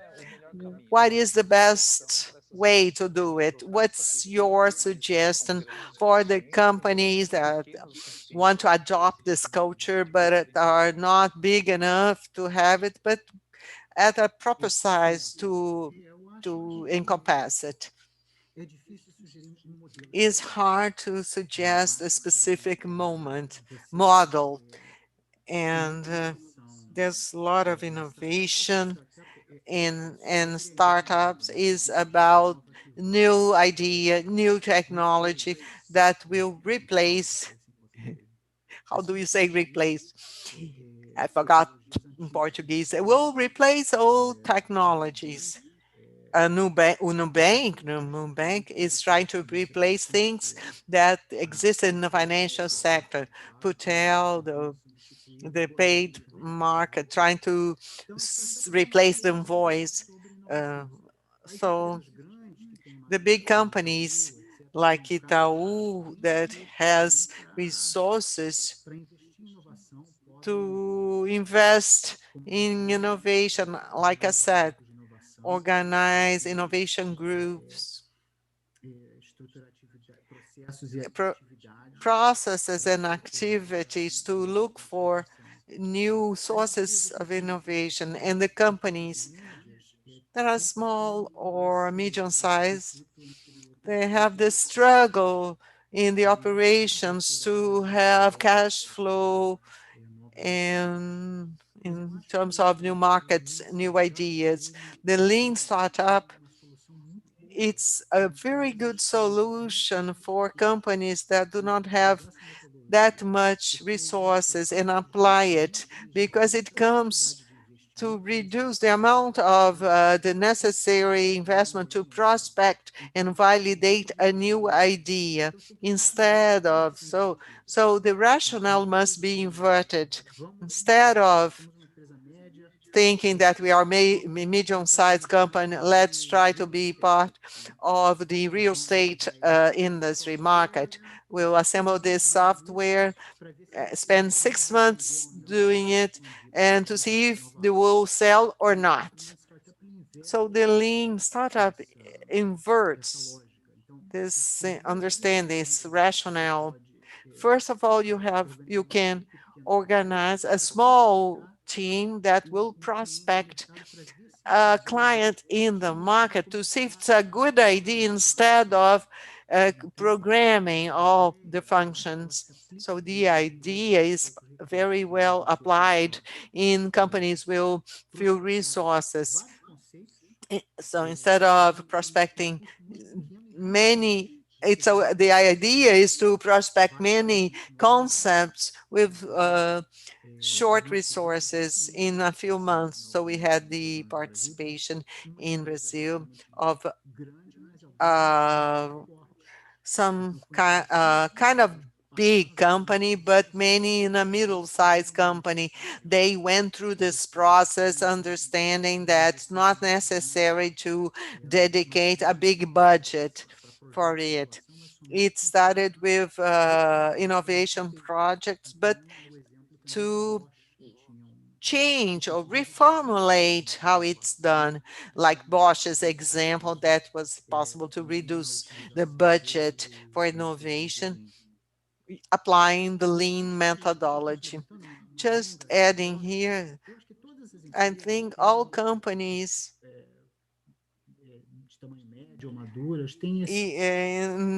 no matter its size or its stage, to have this operational aspect, to have the revenues, the cash flow and everything. And the Professor Toshmo that has this concept of two-way organization. You kick with both foot. The right foot is that generates the revenue, that's the core of the business, and with the left foot, you can test things at the same time, and you try to integrate what went well, so to generate revenue. I think it was a great question. I hope that I answered it, and I hope that other participants and professors can offer more and additional perspectives. There's the final question. It's about something that comes up all the time when we talk about innovation, and startup is always linked to technology. And lean technology, lean startup came up after your generation. So we are always thinking about softwares and the tech. It's grassroots. How in your school do you assess the power of business innovation, of working in a different niche with the same technologies, but more in a product positioning it? Sometimes there is so much glamour, speciality, and we don't see it as tech innovation, business innovation. How do you see this? Well, how do you see this? How do you face this matter? I'm writing them in this sense.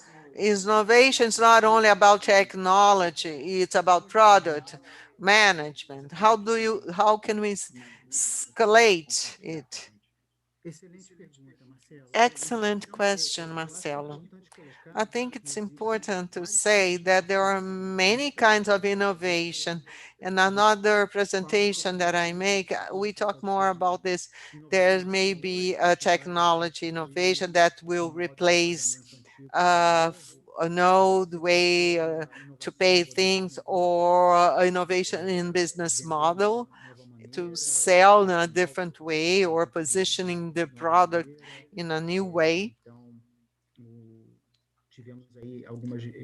There are a revolution in business model within a conventional product. The healthy company that is tools for construction, civil construction, understood that a business model, instead of selling the tools, would be to lease. It's a traditional product, but in a new business model for the same product. Innovation of product, and innovation can be in the operationality of the company in itself, or client relationship in this process.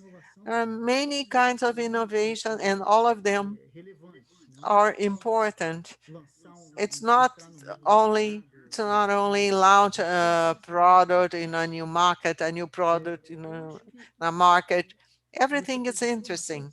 As you asked, Marcelo, how do we think on it, and what's common ground? What's common ground is design thinking. Because design thinking, it's part with Lean Startup, having this interaction with the client, not only asking, do you like the idea? Our interaction with the client is to ask, how is the daily routine? How do you solve the problem in daily activity? How is the operations of the company? To be able to understand the needs, the gaps, the must-haves.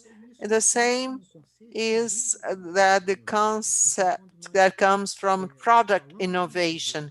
When we talk about product innovation, like Professor Sandra Beckman, the great part of her course is about this aspect of design thinking, product evolution or development.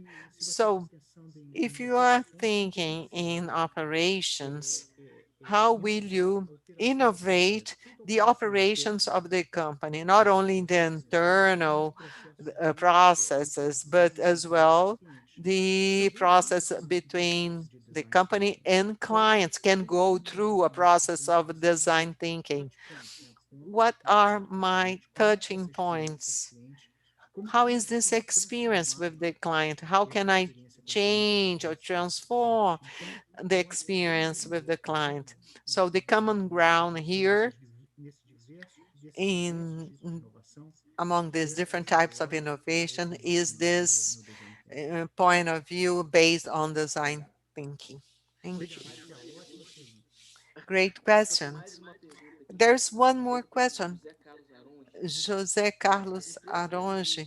The media companies in Brazil do not present the same speed to deploy innovation if compared to other segments. Media companies do not have the same speed as other segments. The audiovisual sector has been having the same performance to apply the internal processes. So what do you think about it? I think this is a question for the experts in audio visual media. My experience is a user or viewer, but I In my opinion, I try to provoke a bit to defy these concepts that innovation can come from different parts from employees, not only from inside the company, but from the clients, the sources of innovation. The second concept is design thinking. It is applied to all sectors. Audiovisual sector is important to take this design thinking, thinking into account, the relationship with the clients, concerning their needs in internal processes. And the third concept that is lean startup that can be applied to all industries, including the media industry, to start with different ideas, many ideas, which is an important assumption from lean startup, and validating the ideas with clients is filtering into new ways to get new products, new operations, new businesses. Steve Blank I went through the official Steve Blank's training in 2015 for Lean Startup. And then I took part during a semester in a course. So I learned by doing. And Steve tells stories that he sits in a restaurant, talks with him or her about this new idea and taking all the same concepts as he was talking to a CEO of a big company about the customer discovery, this process of discovering the client that is part of the lean startup program with the design thinking pillar and the customer discovery pillar to understand the experience, the motivation of the client. Steve tells this story precisely to highlight that these kind of approaches, lean or customer discovery or design thinking, can be applied with adjustments in every sector, understanding that each sector has its singularities. Like the media sector, I'm not really an expert. I know more about IT, technology, agriculture, as I was at Steve Blankett's course, I was mentor of some groups or teams that were in these sectors. So it's important to know the sector and to adapt these methodologies and these tools as well, but knowing about the specificities, singularities of the sector. And I think we did some adjustments in our program to include more specific material like the health, technology, or telecom sectors. I didn't answer the question exactly, but I'd like to provoke, defy a little bit that these concepts can be adjusted for many different sectors and activities. So think about this, your answer, and about media industry. I feel that the gap on innovation that put into practice all these tools is decreasing. And what's interesting in Latin America, and especially in Brazil, is that we are doing great leaps in innovation that they did in a way that served as streaming in Brazil. They function like springboards, and we were waiting for more. The market came mature, and here was a business harvest for profit making. But currently we have benefits in Brazil, talking about Brazil, of looking into what was done in a very immature way. And then we go into this funneling, this converging before maturity as industry as a whole. Today, Discovery launched in US, Discovery Plus. So everyone is this market, and we are streaming market as well. So two things, the gap is smaller for audiovisual in terms of innovation, technologies, environment, ecosystems, the habits of consumption are closer to the world, and we are able to see what the world has done in a premature way and do this leapfrog in terms of learning in the audiovisual market, media market. Well, great comments. I was writing down some points as you were speaking. I agree. It's a sector that is in transformation very fastly with global competition. Even Netflix, that is company from Silicon Valley that had this amazing transformation that they used to send DVDs by mail and became a streaming company and even a content production company. So this fast transformation is very important, and you have to see what's coming from other countries and got into Brazil. I think that this process took place in other sectors in Brazil for the last 10 years, like e-commerce grew very fast in the world, like Amazon and others, and got in Brazil very fast. In the first moments, there were companies that were copycat, like we call copied technology, and launched in the market, in the national market. The companies that ended up with more traction, more success, is called Mercado Livre, not foreign companies. Mercado Livre is from Argentina, but the greatest part of the operations Brazil. It brought the innovation that was e-commerce, but made adjustments to the Brazilian market.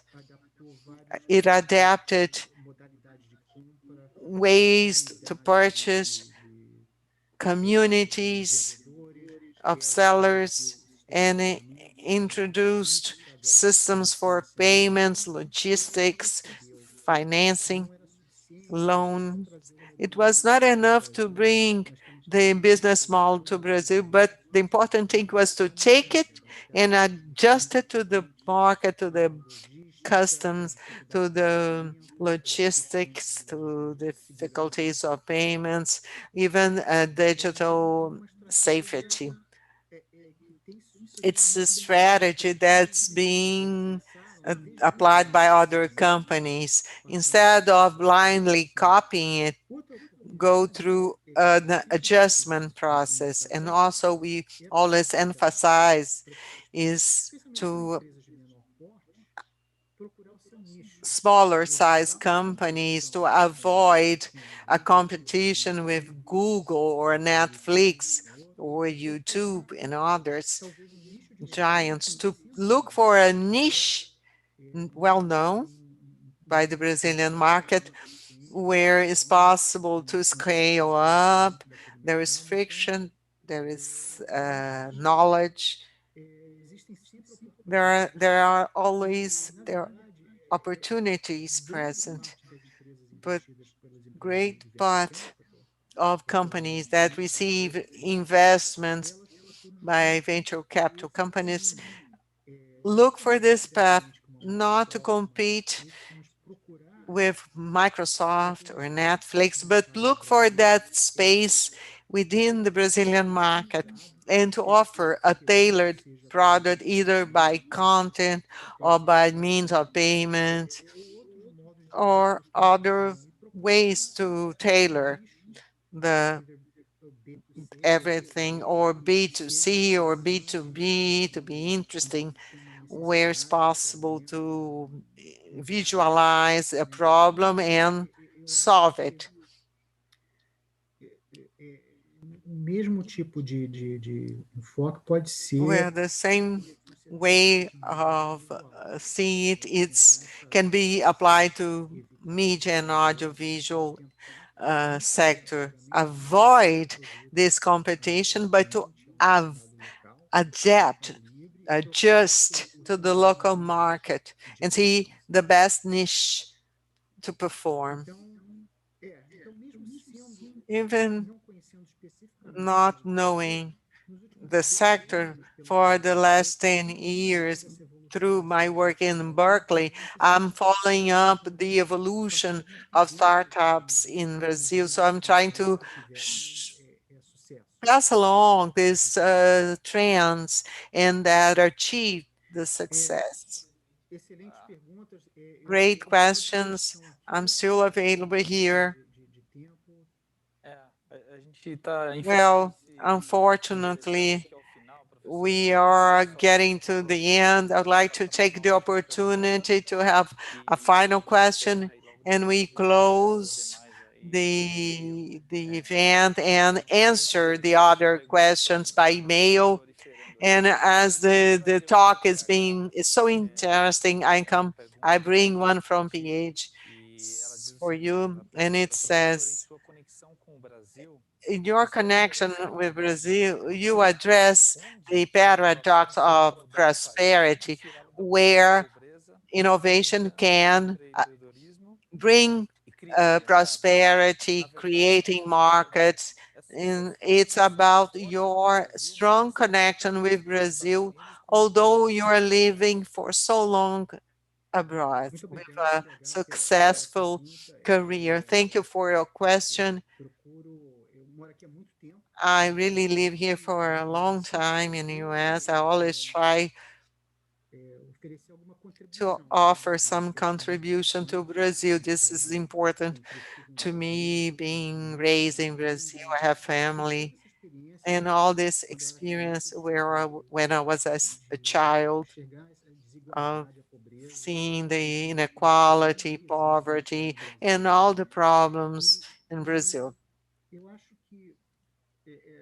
Eu sempre procuro contribuir. I always try to contribute in some way, and one is the closeness between the university and Brazil, that I've been participating in different programs like Lean Startup and others, always trying to bring the university and foster links, connections with Brazil and this innovations ecosystems. For example, I'm talking to BNDES, the National Bank for Development, Economic Development, and there is this program for startups called Garage that in the next edition will be dedicated with environmental and social impact for profit. This is being well dealt in Brazil. We have a lot of investors and accelerators for entrepreneurial profit. And this bank decided that must give more support for the social sector and the social entrepreneurship. And I believe it has a strong role in reducing some inequalities and poverty, such as one of the important issues in Brazil and other developing countries is access to financial services. We have many fintechs, Nubank, Creditas, and including those fintechs that are specialized in financial services for low-income population that had never been able to have access. So it's something that this innovation ecosystem will contribute in a short term to try to improve some of these inequalities. I believe others can be for the education and health sectors. There are startups that are dedicated to citizen participation within the political process. I think this is important. And this exists in Brazil. And to be a player in this political process and claim for specific priorities, and the role of the government is important in an environment with lots of inequalities and poverty, and political participation is important within the process, and technology can help within this.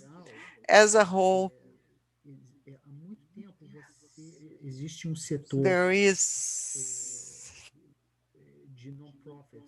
a non-profit sector of NGOs that is strong in Brazil. Many institutions acknowledge for a long time environmental, social programs like Zero Hunger, Fome Zero. So what is happening is that these NGO sectors is planting the seeds for social impact startups.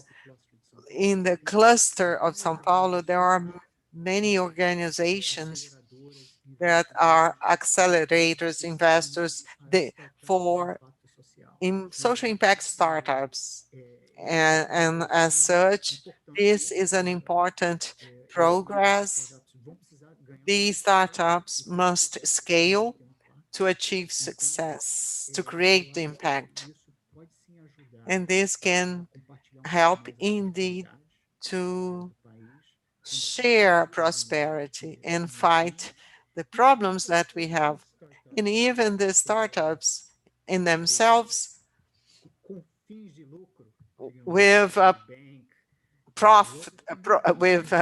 targeting profit can help as well in health, education, and much more. That's our hope here in Berkeley. Just to close, I teach in a business school, but it's a school with a different kind of culture, mindset. We have many principles, and one of them is beyond yourself.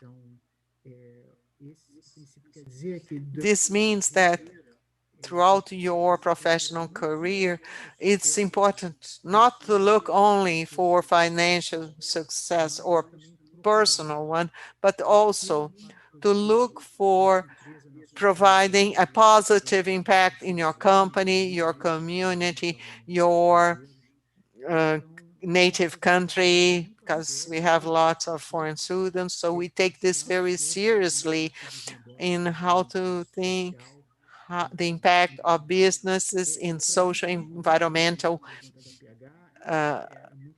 environment. And your question is very important, and knowing about all the problems and contributing, as small as it may be, and with the support to startups and disseminating these programs in different universities as well with the National Bank for Economic Development programs, and participating on this event that is one more window to reinforce my personal link to Brazil and reinforce it, as well as the Berkeley University connection with Brazil.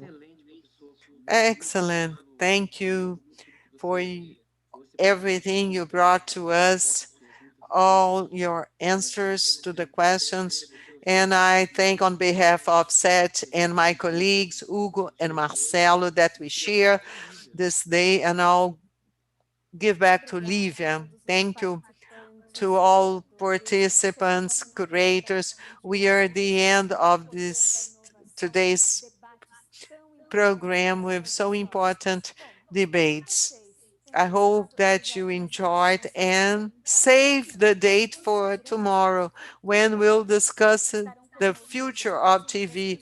We'll have CEOs of the major broadcasting companies, international institutions and associations of the sector, and the government. We'll talk about Open TV, the 3.0 TV, and also the Brazilian Digital Forum, and about businesses and regulations. Thank you all, and see you tomorrow.